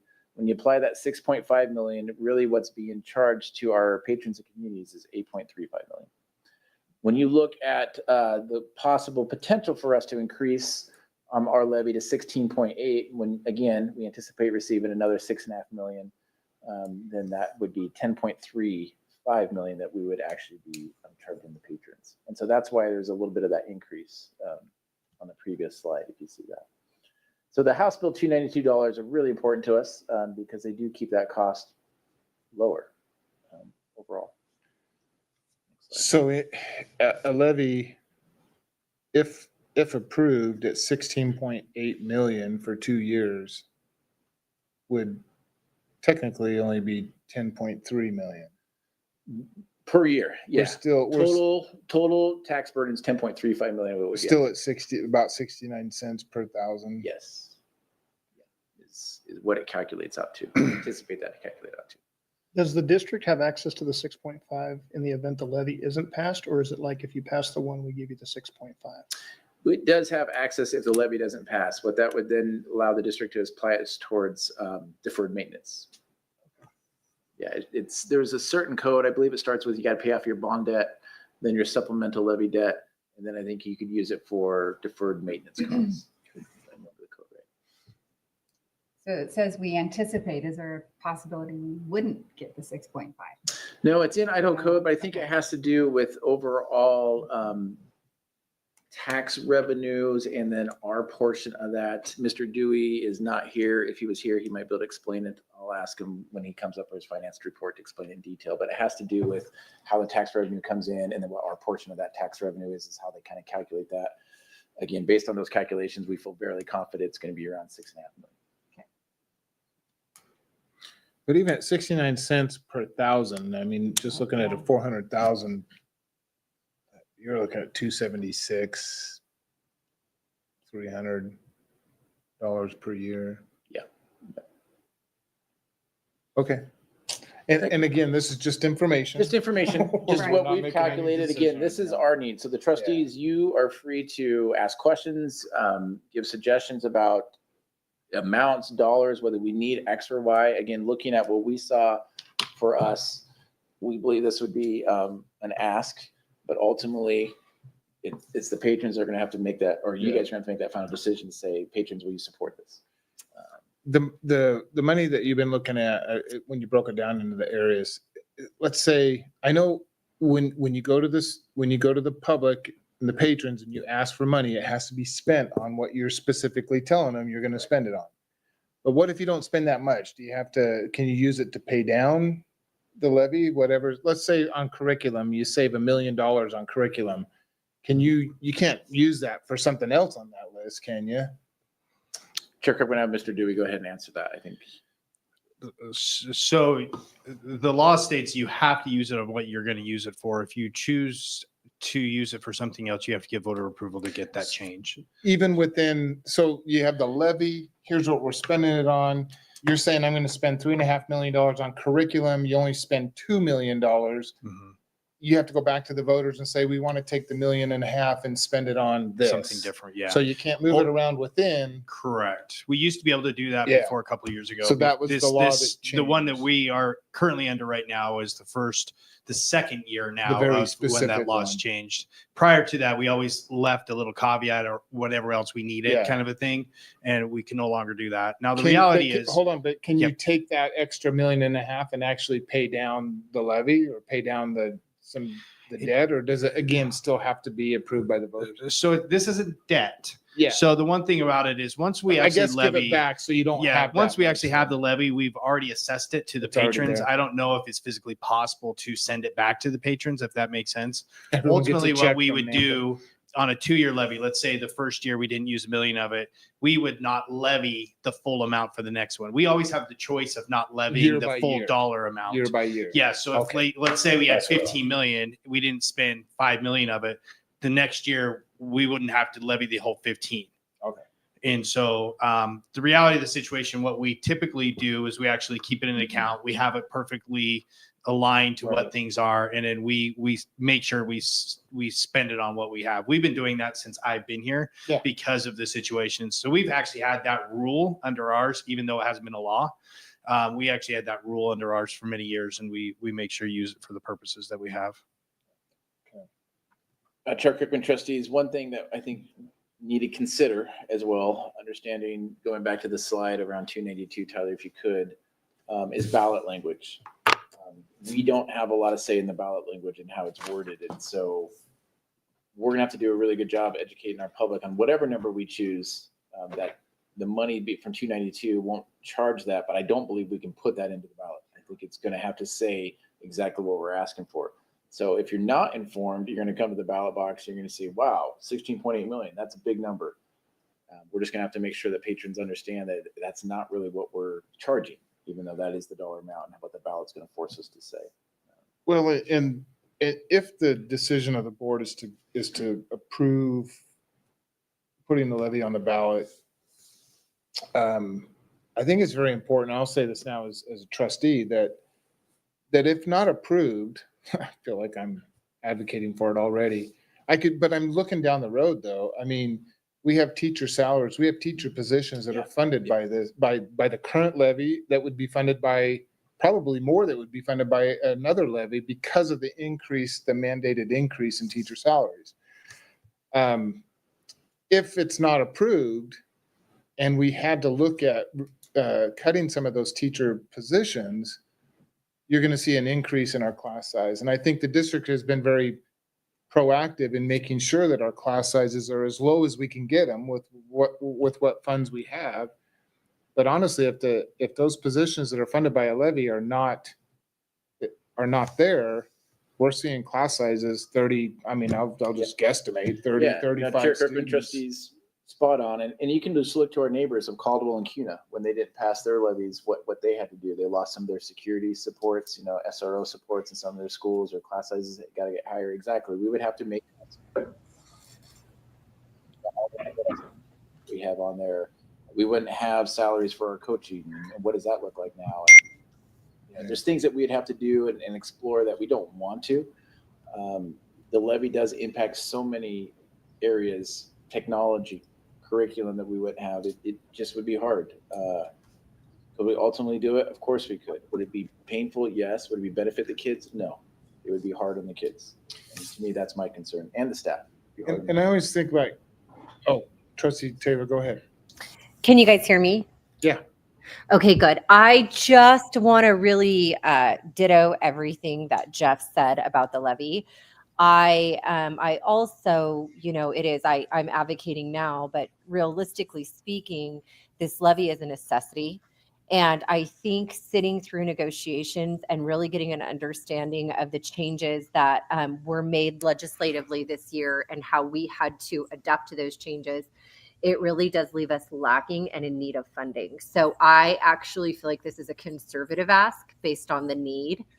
So I do want to impress upon the community that if this levy does not pass, there will be choices that we are forced to make. And those will be smaller class sizes, loss of programs that I do believe are helping us to catch up from all of that learning loss from COVID. And I do believe that our district is running very smoothly. And I think defunding any of those programs right now would be an injustice to our children. So I wanted to echo everything that Trustee Kirkman said. Okay. Thanks, Trustee Taylor.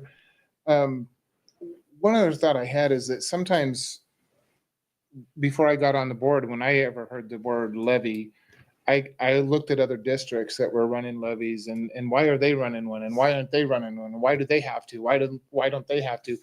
You can't, in my opinion, you can't, it's not apples to apples. Every district is so different, even next door or across the valley or whatever.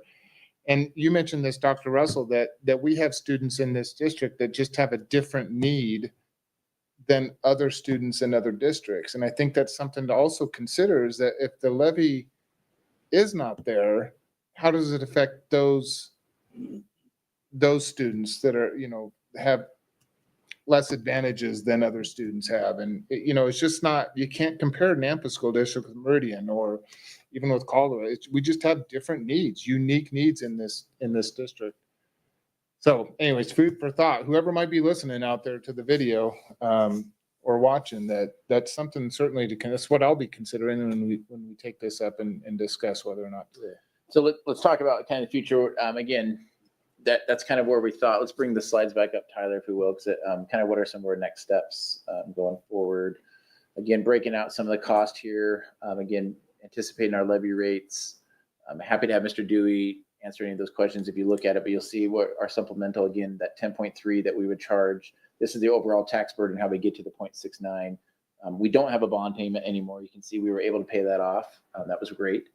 We do have a tort and then a judgment fund there, but it equals to about 10.9 total. So that's how we get the 0.69 kind of cost. Looking ahead. Real quickly, Yep. so it's 69 cents per $1,000 of property value, correct? So we're looking at it. So as a property owner, I live in Nampa. I currently have the current levy on. The increase isn't going to be 69 cents more because we're already looking at a 14 point. Correct. So it's it is an increase, but it's not another 69 cents per. Yeah. 56. Sure, Kirkman, Trustee Jennings, I think it was 56 currently. That will So go you're looking to- at a 12, 13 cent increase. Yeah, so I'm going to convolute it even more. Oh, And this go makes it ahead. even, I mean, we're actually talking 2 years ahead, if that makes sense. And so the numbers that we're using right now are 24, 25's tax values. We do know the values in this area are going up. I do not know how much yet. I won't know until probably the middle of the next month before we start to do our levy rates and all that kind of stuff for next year. So there's going to be an increase in just the total value of the valley, which includes all the growth, which includes that as well. So, and also the next year when this were to go into effect, there's also an increase at that time. The law doesn't allow us to say what those increases. In the past, we'd be able to say, oh, assumption of 10% increase, whatever. It doesn't allow us. We have to use the rates that we were. My anticipation is even at what we're saying right now in 24, 25 rates at a small 7% increase, I believe it's still going to be under roughly around 60 to 65 at the most, because the dollar amount stays the same. Property values and our growth expand, if that makes sense. So the more expansion, the more new houses, the more everything, the more new businesses in here, it just takes a little bit of the pie from everybody else, if that makes sense. And the dollar amount stays the same. That's the part we need to let people know is we're not raising your taxes. We're asking for the same dollar amount. Everything else is revolving around property values in the area. Yeah. Thank you, Mr. Dewey. Tyler, that last slide, I think what we're talking about then is our kind of our next steps there, what we're looking at. So we do, let We talked about how it maintains some of the current programs. A lot of it talked around the increase has to do with inflation and the new career ladder minimums. That kind of summarizes a big deal there. We talked about House Bill $292 coming to help pay down some of that levy. And then as we just mentioned, class sizes are a really important one for us. Next slide. Okay. So I think what we need to look at is making a decision. I believe we need to make a decision probably in our August board meeting about whether we're going to run one or not and what dollar amount. So likely we would bring back an action item to the board then. If the board has questions or thoughts or inputs about those dollar amounts, we can happily discuss it then. I believe the date is, do we know? August 29th is when we have to declare to the county whether we're going to run an election or not. And that would be in May? That would be Or would that November. be November? November. We have I options. can't in keep Nov- them straight. Would they keep November screwing or with May the are election options. dates? So if the levy does not pass in November, we would have a shot again in May. We would likely have to start making preparations though if it doesn't pass in May, so that we can be prepared. And that's what's hard, is because then we go into hiring season. And so likely we would have to make an FTE projection without that levy. It just is going to complicate our budgeting process greatly if we don't pass it in November. Okay. I think it's the simplest way to put it. And our next board meeting is the 18th of August. And that would be enough time. Yeah, so good question, Chair Kirkman, Trustee Jennings. The 18th, if the board would, let's say it says the board would choose, no, we don't want to do that number, we want to do a different number. We could make that adjustment. We likely would have to have a special meeting though before the 29th to come back and say, okay, here's the adjustment that we would make, and here's the cost we'd take this program or look at changing this number on this program. You know, it doesn't give us a ton of time from the 18th to the 29th, but it does allow us to do that if we need to make that deadline. That's something we need to be prepared for just in case. All right. Any other questions, comments? Okay. We're on facility and rental update. We are on transportation, I Oh, believe. I missed some. Another big topic. Oh, I'm sorry. We would like to move that, or if you want to. No, I'm sorry. I just flipped the page over. I was already on the. Chair Kirkman, trustees, moving on. Transportation update. We have Mr. Stauffer here, and some of our folks from our transportation team here to provide some updates on that and let you know kind of current we are this year compared to where we were last year. Please don't take that personally, Mr. Stauffer. I wasn't jumping ahead. Chair Kirkman, none taken, because the next four, I think mine. Oh, okay. So you're gonna have to go read for a little bit. But wanted to take some time today to just remind us where we were a year ago at this point in time. Please don't. A year ago, we just gone through about 2 weeks. We now knew who our new partners were, and we were scrambling to get things put into place for this upcoming year. We are not in that place at all at this point in time. We've had a full summer to be able to work through and navigate some of the things that we would have loved to have done last year, but we're not able to. We did from start of contract to getting buses rolling, we had 40 days last year. And again, just as a reminder for that was 40 work days. It was a monumental lift. And there's some things that we learned the hard way through that process. And so we've been very conscientious about those things this year in working diligently to make sure that we do not have similar experiences, not even similar. We don't have the same experiences that we did last year, just point blank. We cannot, we have prepared to not operate like we did last year. Now, that being said, I brought with me today to help with this presentation, Rebecca Linac, who is our transportation manager for the district, and also Joe Romero, who is the location manager for students. So I wanted you to hear from them some of the things that we have been doing and working on throughout. Part of it's been throughout the year, but this has been really the summer work and getting us prepared and ready for the beginning of the school year. So with that, I'm going to turn some time over to Ms. Linac, and after Ms. Linac, we'll have Mr. Romero come up, and then we'll answer some more questions after we go through those presentations for you.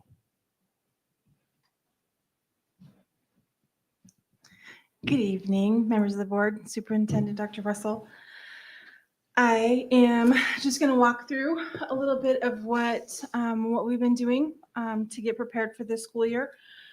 One of the things that we did was we rearranged and moved our routes around so that they were more efficient. And with that came the bus stops. And this is our percentage that Mr. Stauffer was talking about earlier. We are about 88% of the same bus stops as we had at the end of the school year. And most of those changes, as Mr. Soffer spoke about, was the grade transition. So, and then the registered sex offenders. So that was, that is part of the things that we've been doing. We did submit the routes to parents and community for feedback. And as Mr. Soffer mentioned earlier, we had 135 responses. There was about 6 different categories of the types of responses that we received. And they ranged from bus stop concerns to positive feedback. We had some parents that responded back and said, thank you so much for maintaining our stop or for having a better stop time. So with those 135 feedback messages that we personally responded to every single one of them, we made 34 changes to about 20 routes. And that feedback period covered June 30th through July 8th. The key drivers for those changes that we made were safety, ride time, accessibility, and efficiencies. So this is just going on into more of that. Those safety enhancements, changing stops for daycares, reducing route duration. The accessibility was due to our walk to stop distance to stops for K through 5 and secondary students, and then consolidating stops for that grade advancement for students that were in 6th grade and 8th grade. As Mr. Stoffer mentioned earlier, we were able to hand routes over to first student relatively early in the summer on June 17th. And they have, they've been able to conduct dry runs with their drivers. This information is as of July 9th when I submitted the packet to the board. That number has gone up significantly. Every route has been dry run by a driver at least once. The feedback that we are receiving from drivers is being considered, and then if it works for the route and for the students, we're making those changes and then resubmitting that route to first student to have a second dry run completed, so that the driver is in agreement with the route with us.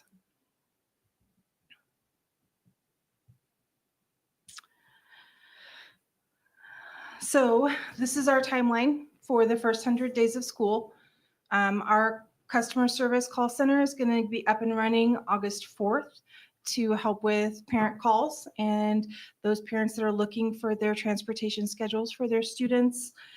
Then we're going to be having a transportation representative at every elementary school for the Meet the Teacher event that will help answer questions, provide schedules, and just be there to connect with those parents and with that school administration.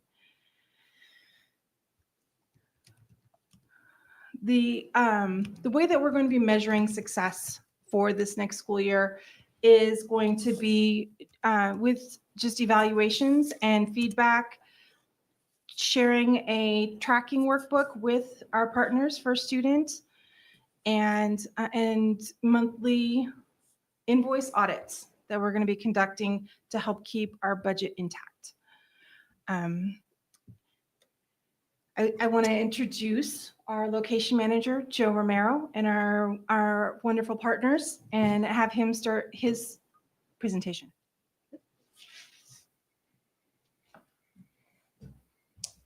Thank you, board members. Thank you, Dr. Russell. Just to connect with what Rebecca was sharing this evening, we have looked into a lot of the changes we've been doing throughout from last year to this year.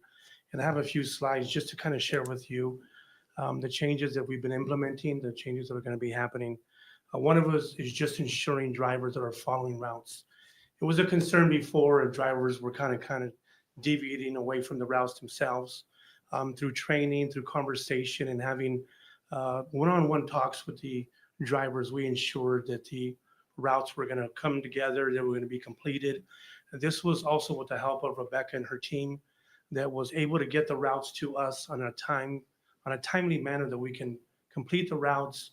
We can make changes. They can come back to us. We can do a second dry run or a second round and have enough time to get those changes completed. If there's roadblocks and there's different construction areas that we need to know about ahead of time, we can definitely address those. So this was an opportunity for all of us to, the drivers along with management and Nampa Unified to make sure that we're headed in the right direction. The next thing that we wanted to enforce was the RFID cards.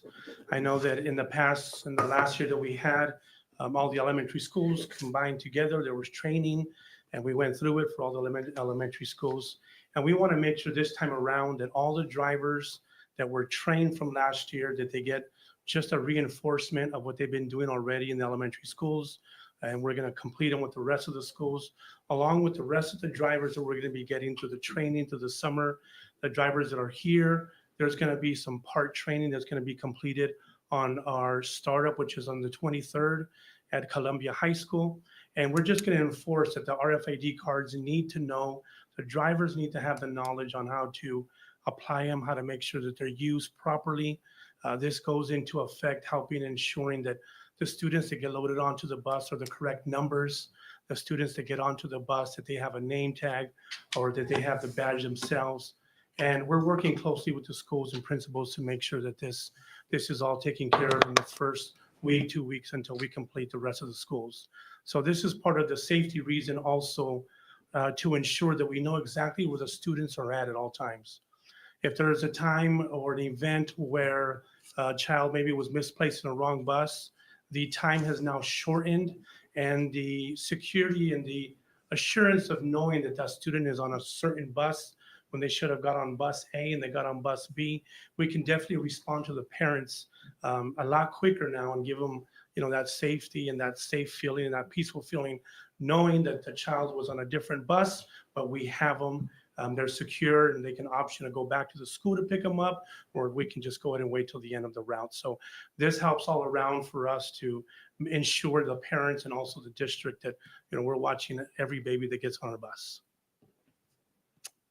How drivers will be prepared is, again, this is going to be a continuous training throughout the entire school year. We're going to continue to preach this all the way through in-services. We're going to go ahead and start strong at the beginning of the year, communicating this to every single driver that starts out with this in-service at startup.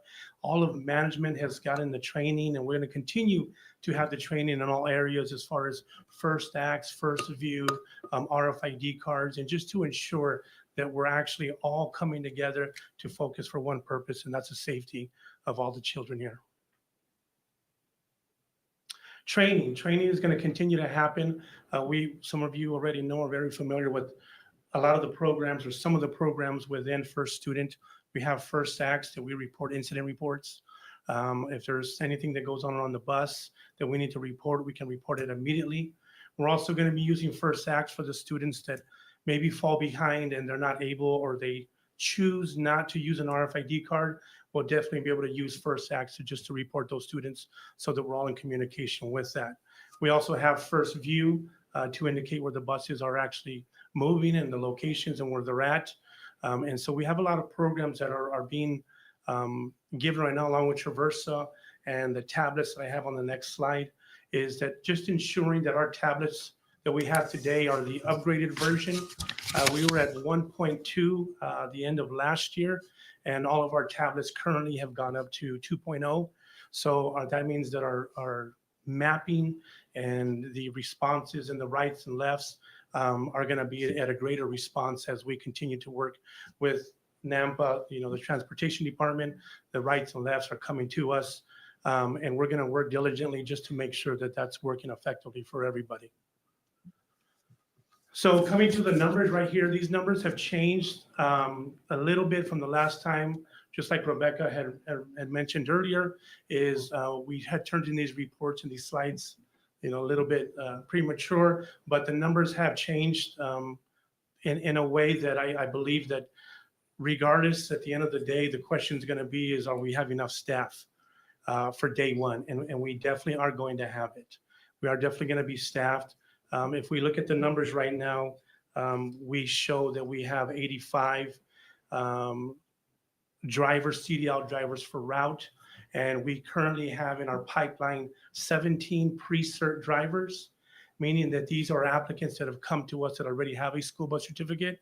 We just need to get them through the process to make sure that they have the training for first student, that they have the training that the state's required, make sure that their in-service hours are up to date, and then we can go ahead and get those 17 drivers implemented in part of these numbers that are at the top with the CDL. The non-CDL drivers are our van drivers. They're not required to have a CDL, but they are part of the route count to make sure that we definitely have drivers for that area, along with the monitors / aides that are right on the sped buses. So we have a full staff. We have myself as a location manager, an assistant location manager. We have Jessica Gris, which is with me here tonight. We have a safety manager, Kim, and dispatchers. We have 2 full-time. One is an AM, committed to the AM, and one to the PM. So we have somebody that comes in the morning and opens up, along with the support of the part-timers and the customer service individual. And then we currently have behind the wheel trainers is 5. We ended the school last year with 3 total, and we've added 2 more to that to help bring in the rest of the applicants that are coming in. We have over 41 applicants that have applied that do not have CDLs or brand new from the neighborhood, from our streets, from our communities. We've been doing a great job at, if you've seen it, at the farmers market. We've had a booth there for the last 5 weeks. So we've been able to bring in a lot of folks through the community for that. Trustee Jennings, do you have a question? Chair Kirkman. Quick question. So I was noticing up in the top column under the CDL drivers, you're looking at 115% is like, I'm assuming a goal at 98. Is that just for the routes we have on a day-to-day basis, or does that include like extracurricular activities? Last year, we really struggled getting football teams, volleyball teams to and from.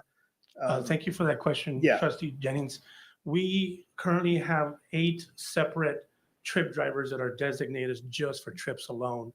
And those folks or that group is going to concentrate on that itself. This number that you see is having to do with the routes that we're starting for this year. Okay. So we're projected for 93 routes, and that's our percentage that we're going to have as a total with the non-commercial vehicles along with the CDL vehicles. Very good. And those routes include transfer buses between the high schools? Correct. I Those know are all that was included in that another number, big, yes. big headache for some folks. And I'm glad you said behind the wheel, because I was thinking, what's by the way trainers? That's what I was saying. I was going to put BLT, but it didn't mean anything. So, but yeah, behind the wheel trainers is what we currently have. Okay. And you're open to any questions or? Oh, is this the? This is the GPS. We wanted to put this last slide in there. This wasn't part of the slides that were sent to you, if you have it. But the GPS is something that we wanted to mention as a team together, only for the fact that we want to make sure that we're accountable for where our buses are at all times.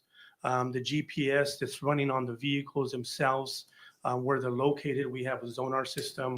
We have a focus system that keeps an eye on them, and we can watch them at all times. And so I know that Mr. Courtney is going to speak about it or may speak about it, but that was something that we wanted to emphasize, that we're through the tablets.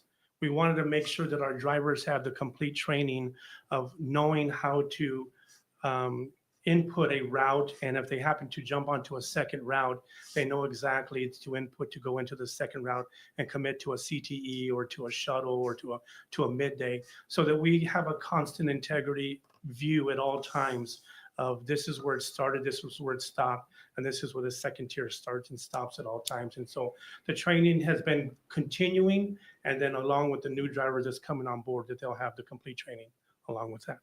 Great. Questions? I have a question. Mr. Barron? So the RFID cards, those are for only students that ride the buses, correct? That is correct, yes. Okay. So what do you do with any extracurricular activity, more at the high school and middle school. Hold on just a second. Is that, I think it's for all the students though. I'm gonna jump in real quick. Okay. For the busing position, that they use the RFIDs for the kids get on the bus, but all kids will get them as their ID cards.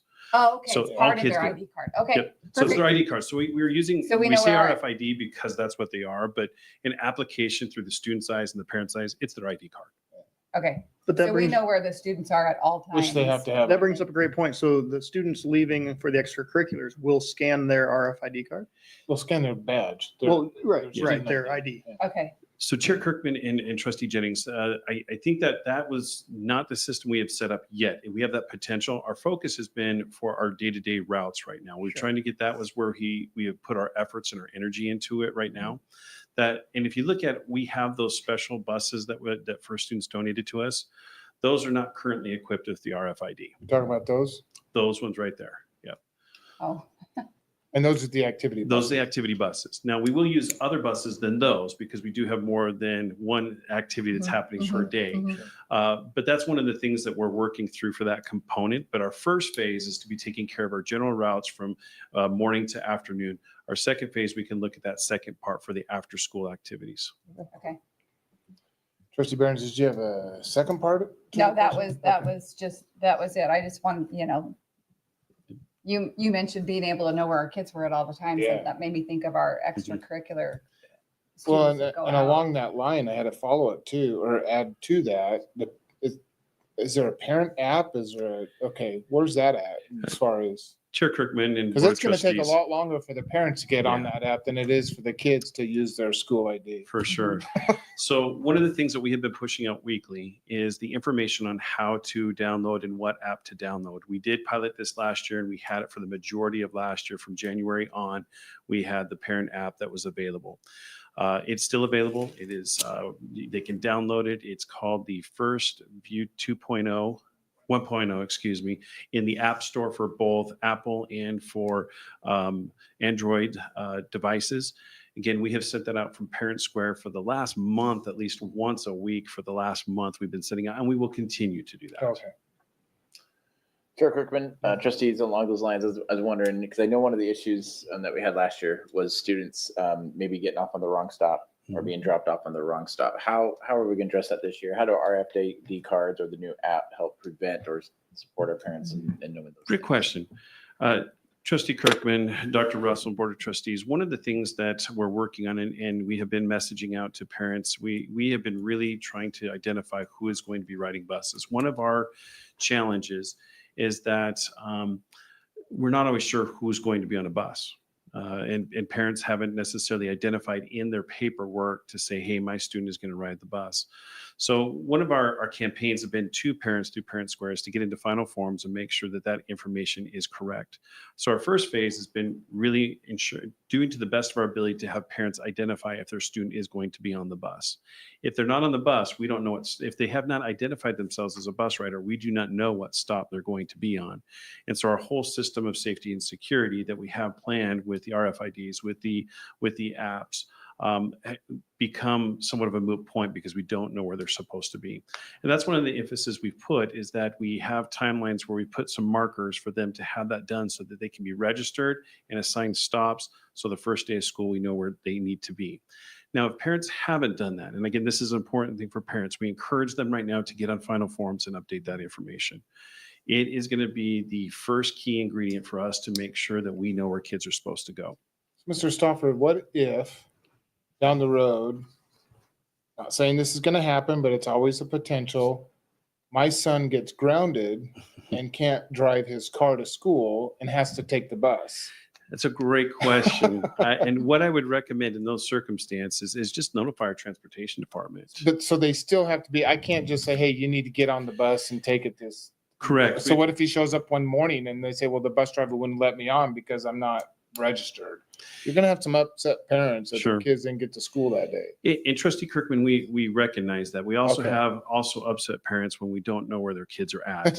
Probably more. And upset. that is our biggest concern. And again, Okay. we have been articulating and publishing and getting the information out there that we need to have this information in order for that back part, which is, I think, not to minimize the need of parents to access and have those decisions. But the bigger concern is where we can't identify where their kids are at. So would it be best if parents just, even if their kid's driving to school, because my kid's going to drive to school every day. That's We would his, encourage that. that's his plan. Yes. So, but would it be best if I just get on and register my son to ride that bus, but then he never rides the bus, but at least they have it on record as him being, We would encourage it. does that make sense? It does make sense. And that's Okay. again, the reason why we're encouraging everybody. So it's if there's- basically being proactive. being just in case it proactive gets and getting grounded. that information into the system. Okay. That component, again, when we have that, their RFID card, their ID card, then it gets assigned to stop through that Yeah. process. Okay. If they don't do that process, we don't know what bus stop they have. And so when they try to use their RFID, it goes, nope, doesn't work. So just not the right bus. register all of your, Just all the parents need to register students for the bus. And Proactive then- is always the best all right, key. very good. And that's why we're trying to do this as well up front, to be proactive, because of one of the missions that we had through this process was to have greater safety and greater accountability for who was on the buses and where they were being dropped off of. That was some of the directive that we were given. Yep. So the pieces that we put into place, we have to have the right information in, which comes from parents, in order for us to be able to do those pieces, which are ensure that they have the right stop, that they know where their stop is, they know the drop off and the pickups, and then the tools of safety, which are the RFID and the bus transportation apps to be able to help them identify and know where their kids are at. Okay, that makes sense. Any other questions, trustees? I have a question for Mr. Romero, if you don't mind. Thank you, Mr. Stauffer. Appreciate the Not a insight. problem. And you may have to answer this question too. So my first question is just with your staff, is there any anxiety with your staff, the drivers? I mean, with last year, now this next year, you got a lot of holdovers. Is there anxiety? How are your staff doing? Are they Fantastic. okay? I think the challenge was last year, and majority of the drivers and staff recognized it. It was going to be a startup and it was going to be a challenge. Yeah. I think going into completing the year was starting to be where we begin to see the change. So they've been communicated throughout the summer. We've been communicating with the drivers and staff that this next year we have an opportunity to make change. Great. And to complete the change, and the change is good. Not everybody likes change, not everybody's used to it, but they understand that, the change that we're doing, implementing the new routes, the tablets, the revision, the RFIDs, it's here to support, and it's here to support them. And that's what they really want to go into this is a support of making sure for student supports them and everybody behind that, and NSD. And I think we've been very successful in that. Good. That's good to hear. Good to hear. And then I jotted this question down. So do you get any, trying to read my writing, if there's anticipated construction or road closures, or I see Courtney popped up before I even finished my question. He can read my mind. Do you get any of those from the city? Do you get those, hey, this is coming up in 2 weeks? Chair Kirkman, Board of Trustees, where we do get some communication is when it's directly related to the city and the city is doing it, we get really good communication. Yeah. When it's been subcontracted out, it varies at times. There are some companies that do a great job and let us know. But they still have to get it permitted through the city to close the do. street. So They do. why wouldn't that still come from the city? Chair Kirkman, and I'm gonna give you what my understanding is. That's probably a better question for the city. Don't worry, But I'll what ask it. I know you will. That's why I put that there. My understanding is a lot of times how they write that in their RFPs is that they would be communicating with those constituents and who they're Directly impacting. affected, yeah. So a lot of it is written into the RFPs on who is the one that will be doing that communication. Again, the city, when they are doing it, really good communication. Contractors, we have some that we're pretty much aware of that we know if they have it, they're pretty good. They know us, they've called us. We do get emails. Would I say that we have been notified of all of those? No. Do we get a good chunk of them? Yes. And then there's some of those that we have also been a part of that are just a water line broke and all of a sudden it's open and those are happening in the moment. Those are always going to be there. There are yeah. always those that are going to happen. So I would say we're in a position where I say, yes, we are receiving information. I would also say there is a certain percentage that we're unaware of until our drivers hit them. And then they're letting us know, and then we're calling and trying to find out where and how long. But it seems now with everything getting into place, more of that's going to be more real-time Correct. information rather than, oh, hey, 15 minutes ago, I just realized this street's closed. Yeah. Oh, I get it. And thank you. And thank you for indulging all my questions. I appreciate that. Any other questions? I've got or a couple of comments? thoughts here. Yeah.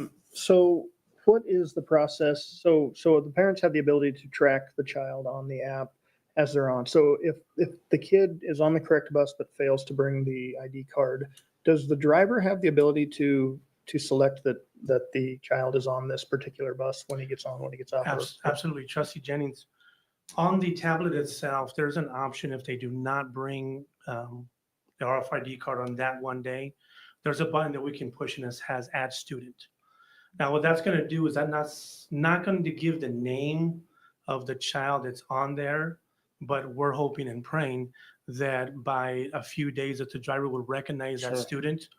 But with that, then we definitely do bring going from 15 buses to maybe 5 buses of maybe some students that didn't get onto the bus.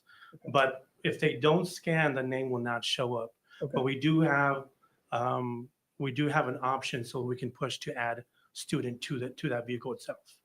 Okay. And then should a child, let's say, I mean, I know what happens, whether it's between parents' homes or grandparents and their home or daycare in their home, if they have to utilize 2 separate bus stops maybe every other week, do they have the abilities to do that online as well? Chair Kirkman, Trustee Jennings, simple answer is yes. We see it a lot of times with split families Sure. that have, they're this week with this parent and this week with this parent. We have the capacity. Again, if they have that happening and they want to ensure that, call our transportation department. We'll work through those individual unique circumstances with them. And so the short answer is yes, that can be done.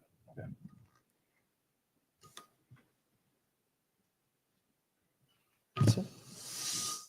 I love the August 4th date. I saw that. I was like, wow, they were really getting in place. We're prepared. Much appreciated. I think it's going to be, I know it's going to be much different this year. Trustee Behrens, anything? No, Okay. Trustee Taylor? Okay. Thank you so much, Mr. Romero, you and your staff. Appreciate you. Chair Kirkman, if I could, one last little piece to put a plug in. One thing we do know about transportation is there's always unique circumstances that come up every day. And so as we are planning for all of those things structurally and systematically that we can. Also, as you heard from Mr. Romero, that he's training his drivers so that they can make the best decisions in the moments that they have to make them. It's a unique circumstance. And we just wanted to acknowledge that piece too, that every school district, when they're starting up the school year, has some challenges just as new kids are coming in. They're not used to our structures and our systems. They may not be aware that they have to do this piece or that piece.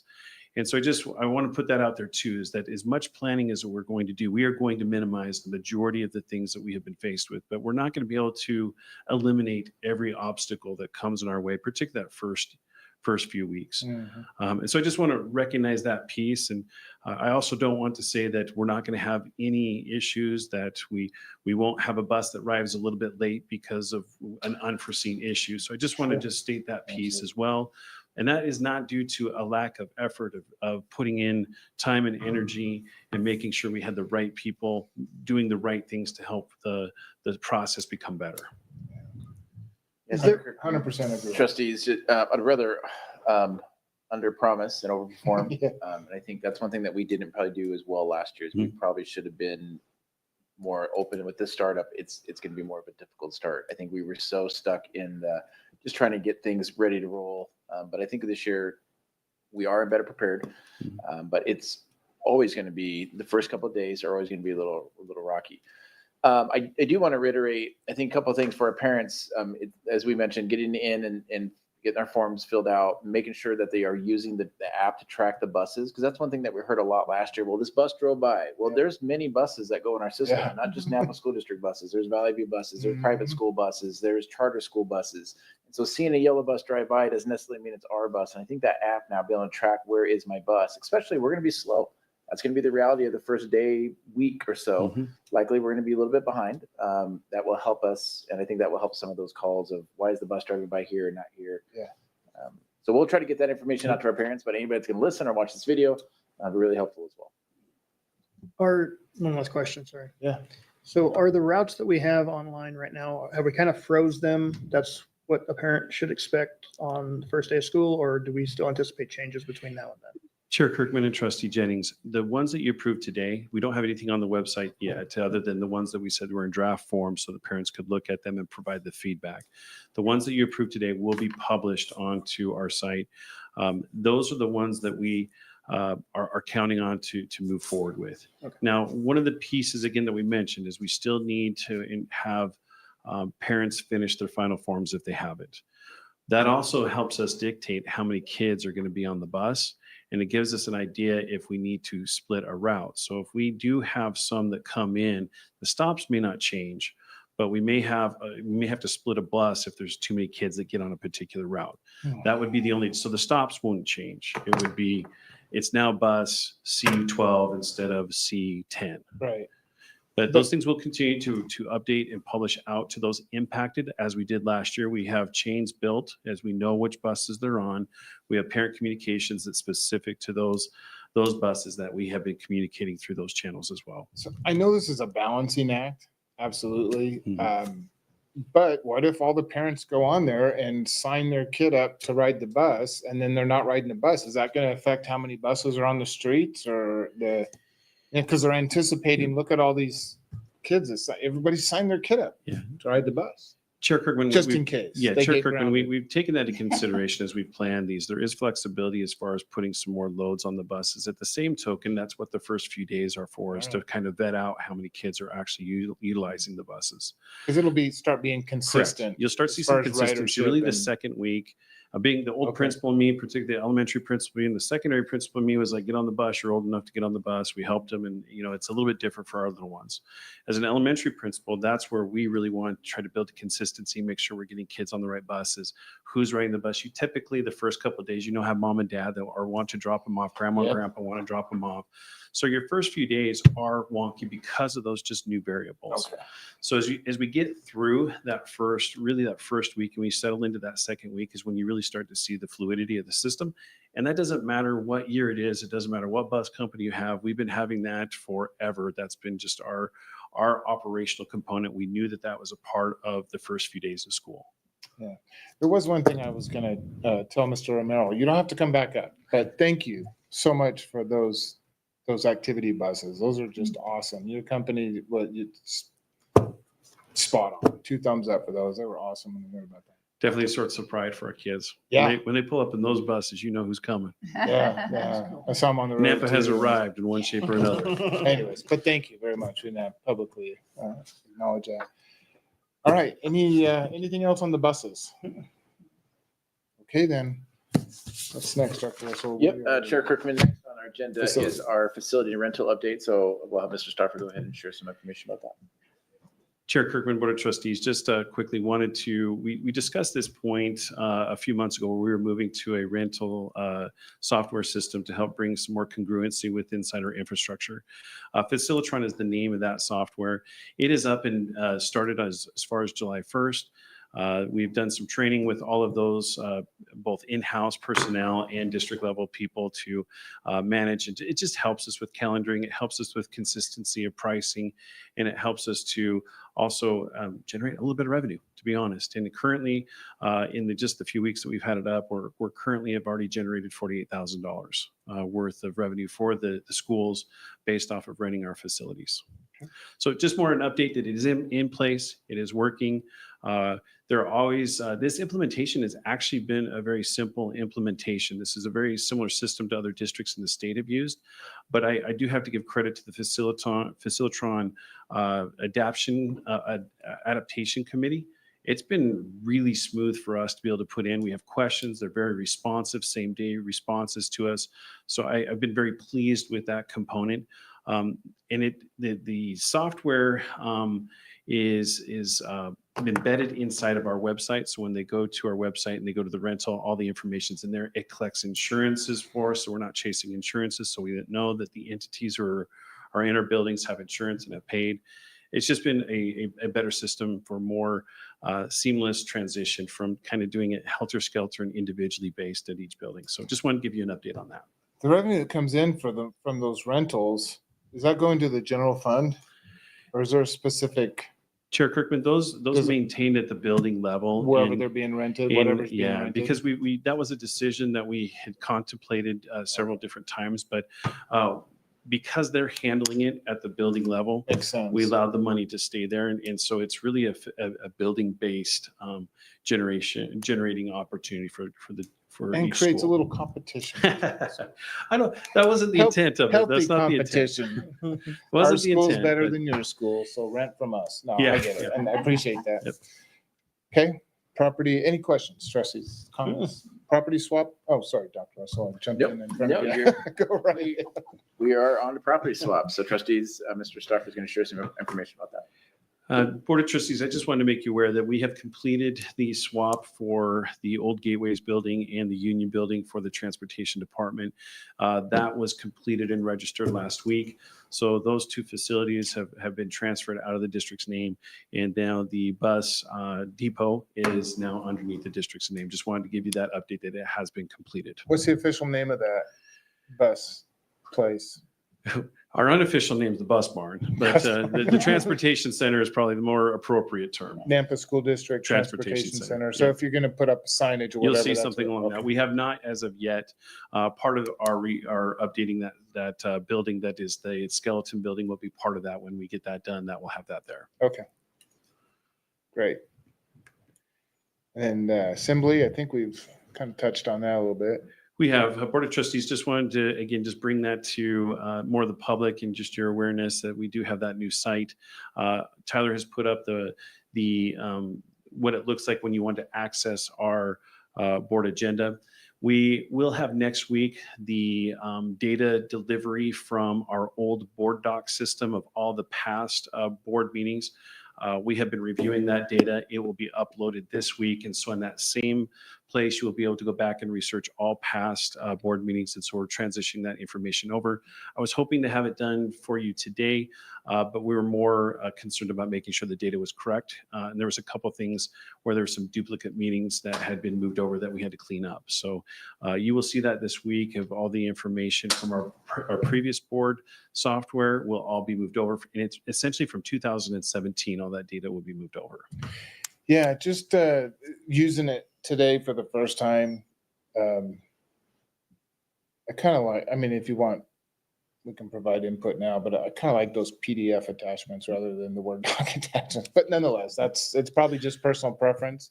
But I don't did think have so. I think that's all of our preference, to be honest with you. I did have another question, and that is on mine, it has those highlighted sections. Is that something that you can explain? Like, why do I have it and not the other trustees? We just want to make sure that, I want to make sure that whatever information I have, all the trustees have that Yes. information. So currently what we have inside building the system, there's some options for pre-planning, putting agenda items into the agenda. That yellow is a pre-planned, it identifies it as a pre-planned.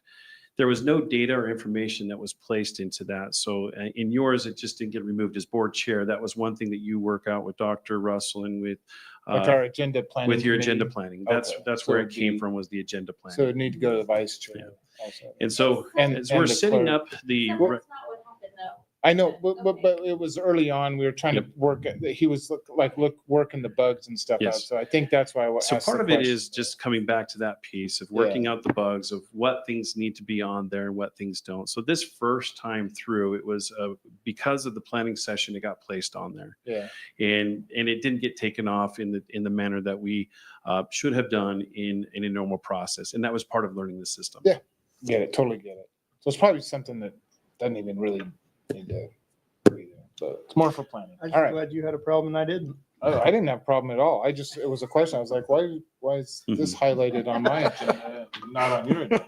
And just to reiterate, the topic did not have any information in Right, it. It was a completely title. benign. And it was one that, again, it should have been taken off earlier. It was part of our systems of uploading and getting it put together and learning the new systems.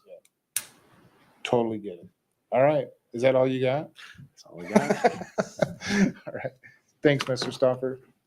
Chair Cookman, trustees, up next is our finance report. Mr. Dewey's going to share some information about kind of where we currently are, as well as some updates around some of the information we received from our federal government around some of the title dollars.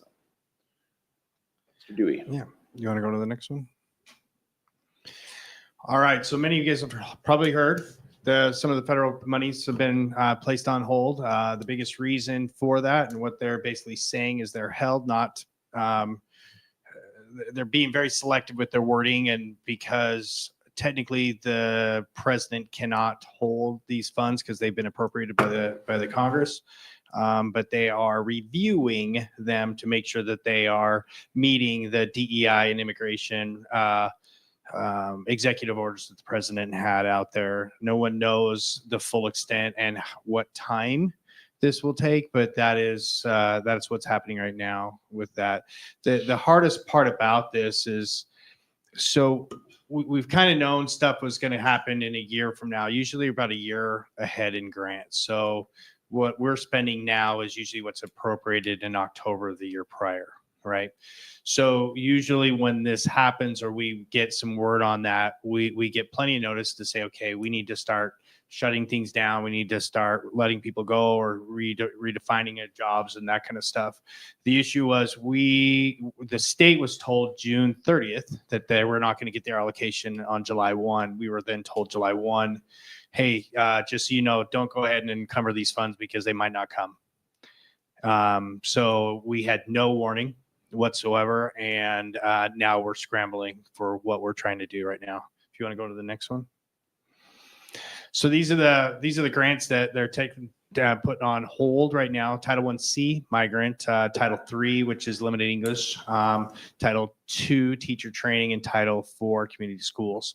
Obviously, the first two are pretty easy to explain.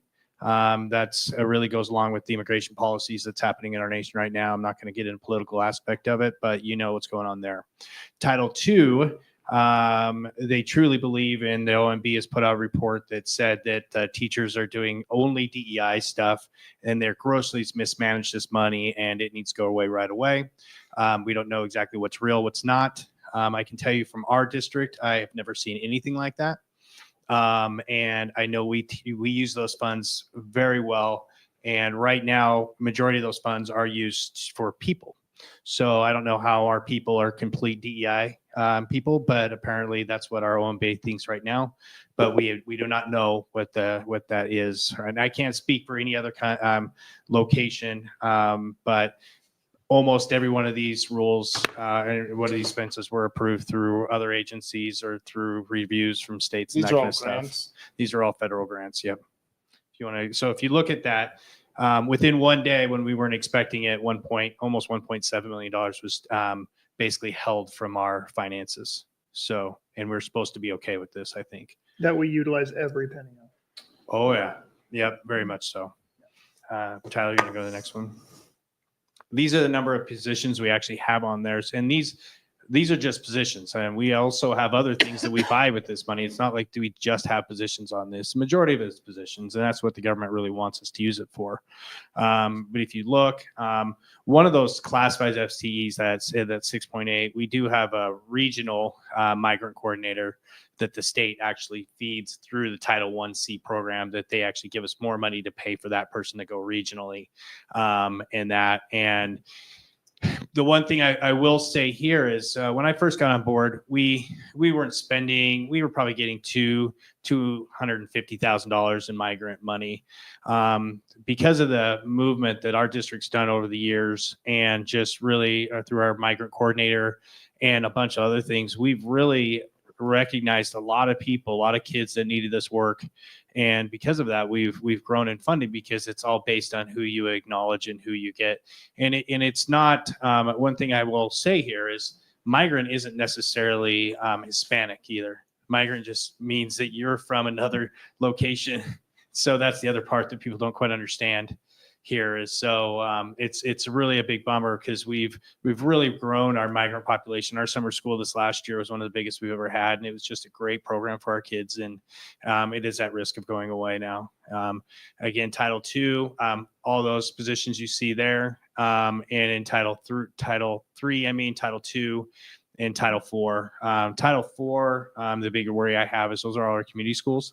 We've seen the value that those have had for our patrons and what type of things. It's a community involvement across the board with a lot of different agencies, and we're just kind of the hub for that. Now, majority of those funds are potentially going away. Not exactly sure. This is where I'll get on my political soapbox. Not exactly sure where community schools is DEI or immigration focused, but apparently this is one that they also feel is mismanaged or something. I don't know. So that's why it's currently been held. Well, and again, this way back when we were deciding which schools to close or repurpose, I mean, this honestly was the reason I voted for Central Elementary to keep open, is because of the federal resource center that they have, because they serve such an incredible population down there, not just the kids, but their families and everything else. And again, this goes back to the unique makeup of the Nampa School District. I know every district has these students in their district, but we have a lot.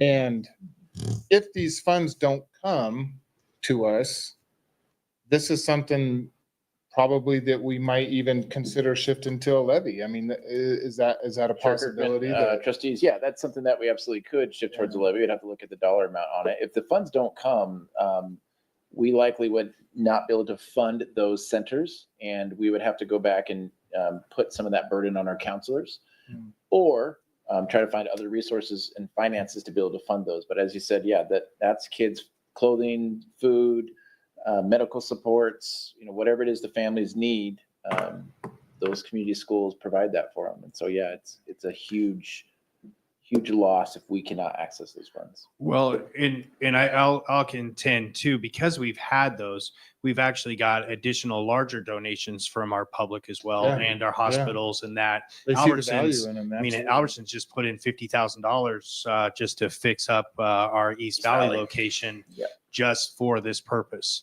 And so, I mean, these are big donations. And when we have these supports, then other companies are willing to provide. So not only the seed money is basically the FTE associated with these, everything else is not coming from this grant. It's coming from the community. It's coming from our partners that are filling these locations up. And so it's really a big bummer to our community that this potentially is happening to us. So if you want to go to the next one. All right, so here's a little of our plan. Most of these grants have a little bit of allocation left over, so we don't spend 100% of every one of these grants, and it rolls over to the next year. We do that on purpose to kind of hold us over to the next year and that kind of stuff. And if we're ever spending our grant 100% to zero, that means we've probably got to support on the other end just to pay for it, because you never get a grant all the way to zero. It makes it difficult. The state has come through. They've been able to dip into some emergency funding as well. They gave us an additional 20 grand for the state liaison because they realize how important it is. And they gave us an additional $13,000, almost $14,000 for our state LEP individuals. And so those will help us with some of our certified. And so reality, I mean, all this really does with our carryover funds, and that is we've got maybe a month and a half to, if we divide, to just put everything towards that. And the difficulty with that too is that we only really have, I'm not exactly sure when we can even finish that. I don't know if it's a September 30 deadline on that, or if that one continues on. Usually we have like 2 or 3 years. It's not like a deadline like our ESSER as much. So I don't think we have that deadline, but there is some skeptics out there that believe that could happen as well after September 30. So we just kind of have to keep that mindful as well. But even then, even if we got nothing, these grants, whatever we had carry forward, would be exhausted before our September 30 payroll anyway. So luckily, a lot of our Title II salaries, we can move to our curriculum budget because almost every single one of those people, or every single one of those people, it's not even almost, they are helping to implement our curriculum, and they're adopting those things. They're making that work happen. So we hate to put salaries against our curriculum money, but if we need to, because we need somebody to be able to do it at the district level, we can't have somebody just come and try to be a teacher part-time and then come to do that. It'd be too difficult to even get anything really established. So those salaries would pretty go towards that. And then again, we just talked about potential of the community schools, potential closing, or having to get additional partners and figuring out how much we'd work each one of those positions.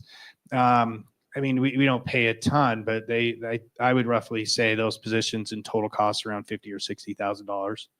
And so it's not like we can just come up with that money in the general fund right now. So that makes it really hard. So you want to go to the next one?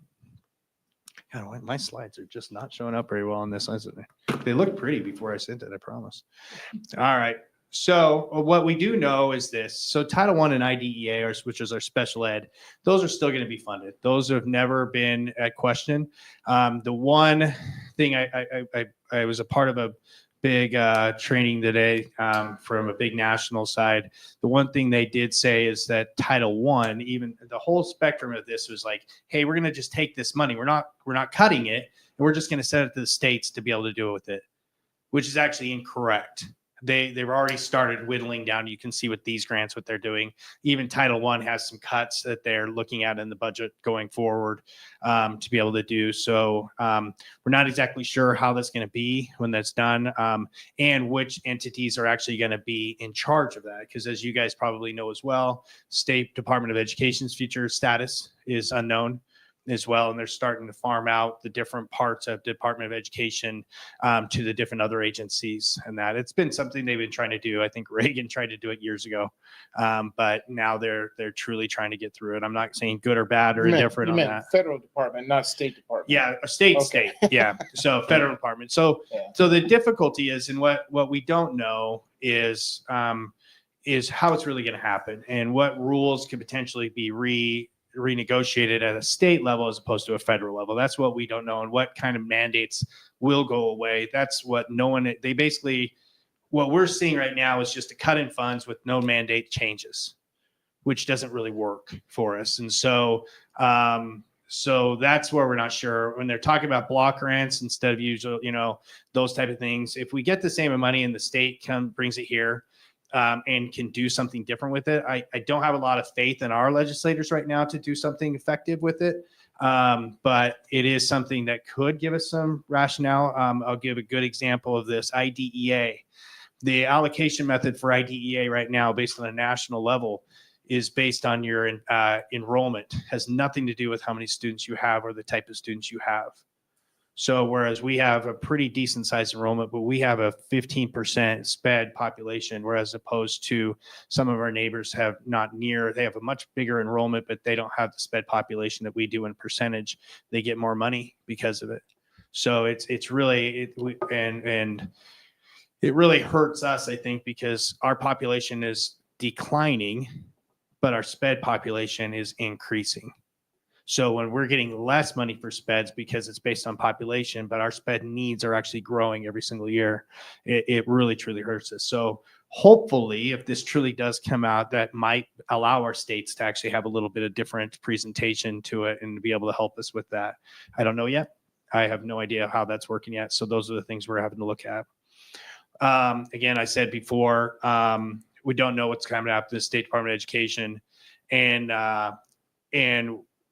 basically, we did see, so President Trump's budget recommendation for fiscal year 2026-27 that went to Congress, is going to Congress for that, has already basically said those grants that are on hold right now, he is already taking those out of the budget to basically just eliminate those grants altogether. Originally, it was, hey, we're not going to get rid of federal money.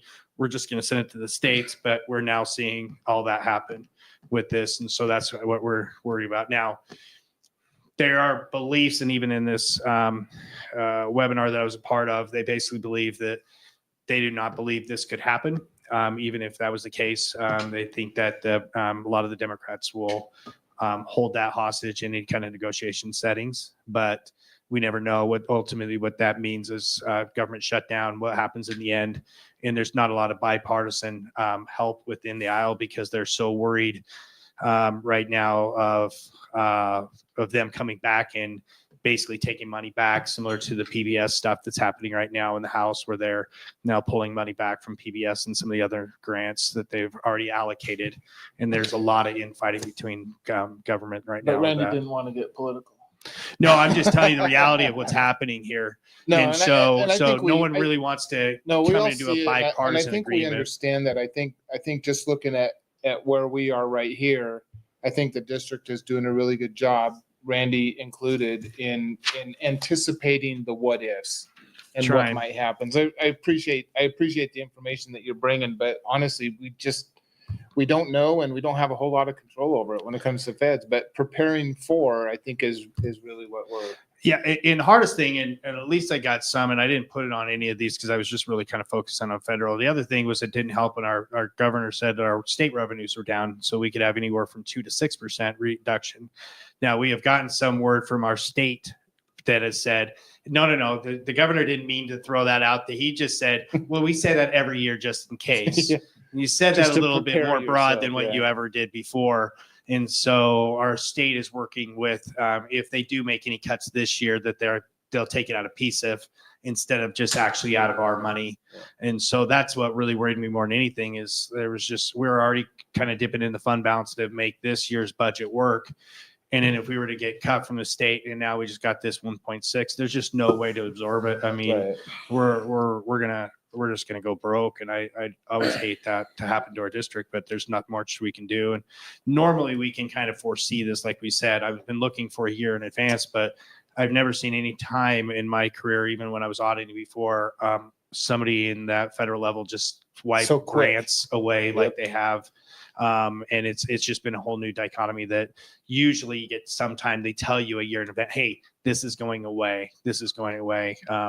YCAP didn't get their payment for 6 months, and they almost bankrupted them here shortly. So it's one of those things we just don't know, and it's very hard to budget for that. Luckily, we have some reserves, but they're going to go quick if we have to continue to do this. It is. It's almost like a perfect storm when it comes financially. Yeah. From all sides. Yeah, it hurts. I mean, and so I'd like to tell you everything's great.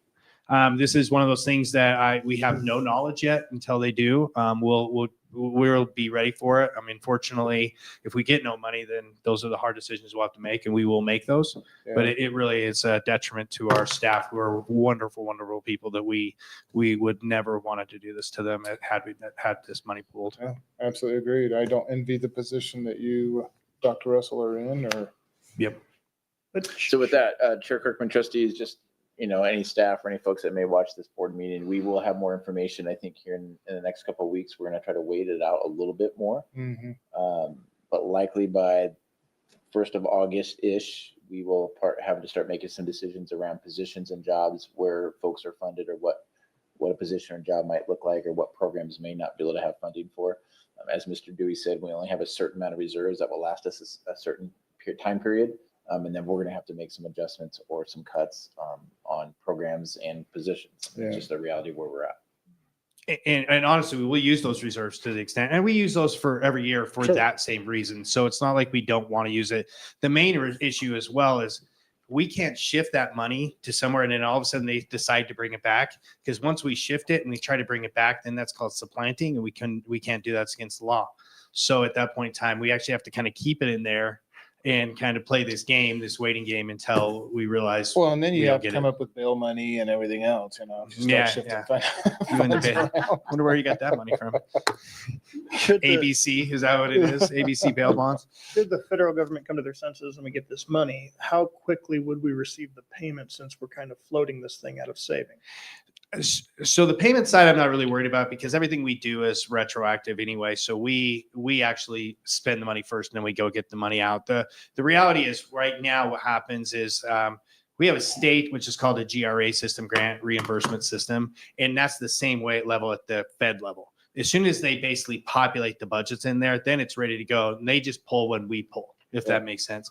So the money cash side isn't in there. It's the reality is that just the budget hasn't been loaded for us to guarantee that if we spend, it It'll will be come back. reimbursed, yeah. So that's the issue we have. We always are 1 or 2 months out on our spending to when we get it back anyway. That's just kind of how federal grants work Yep. for us. That is exactly right. Dealing with it myself and Yeah, the faster we try, every 15th we try, but it's still, sometimes it goes out a little bit further. So good deal.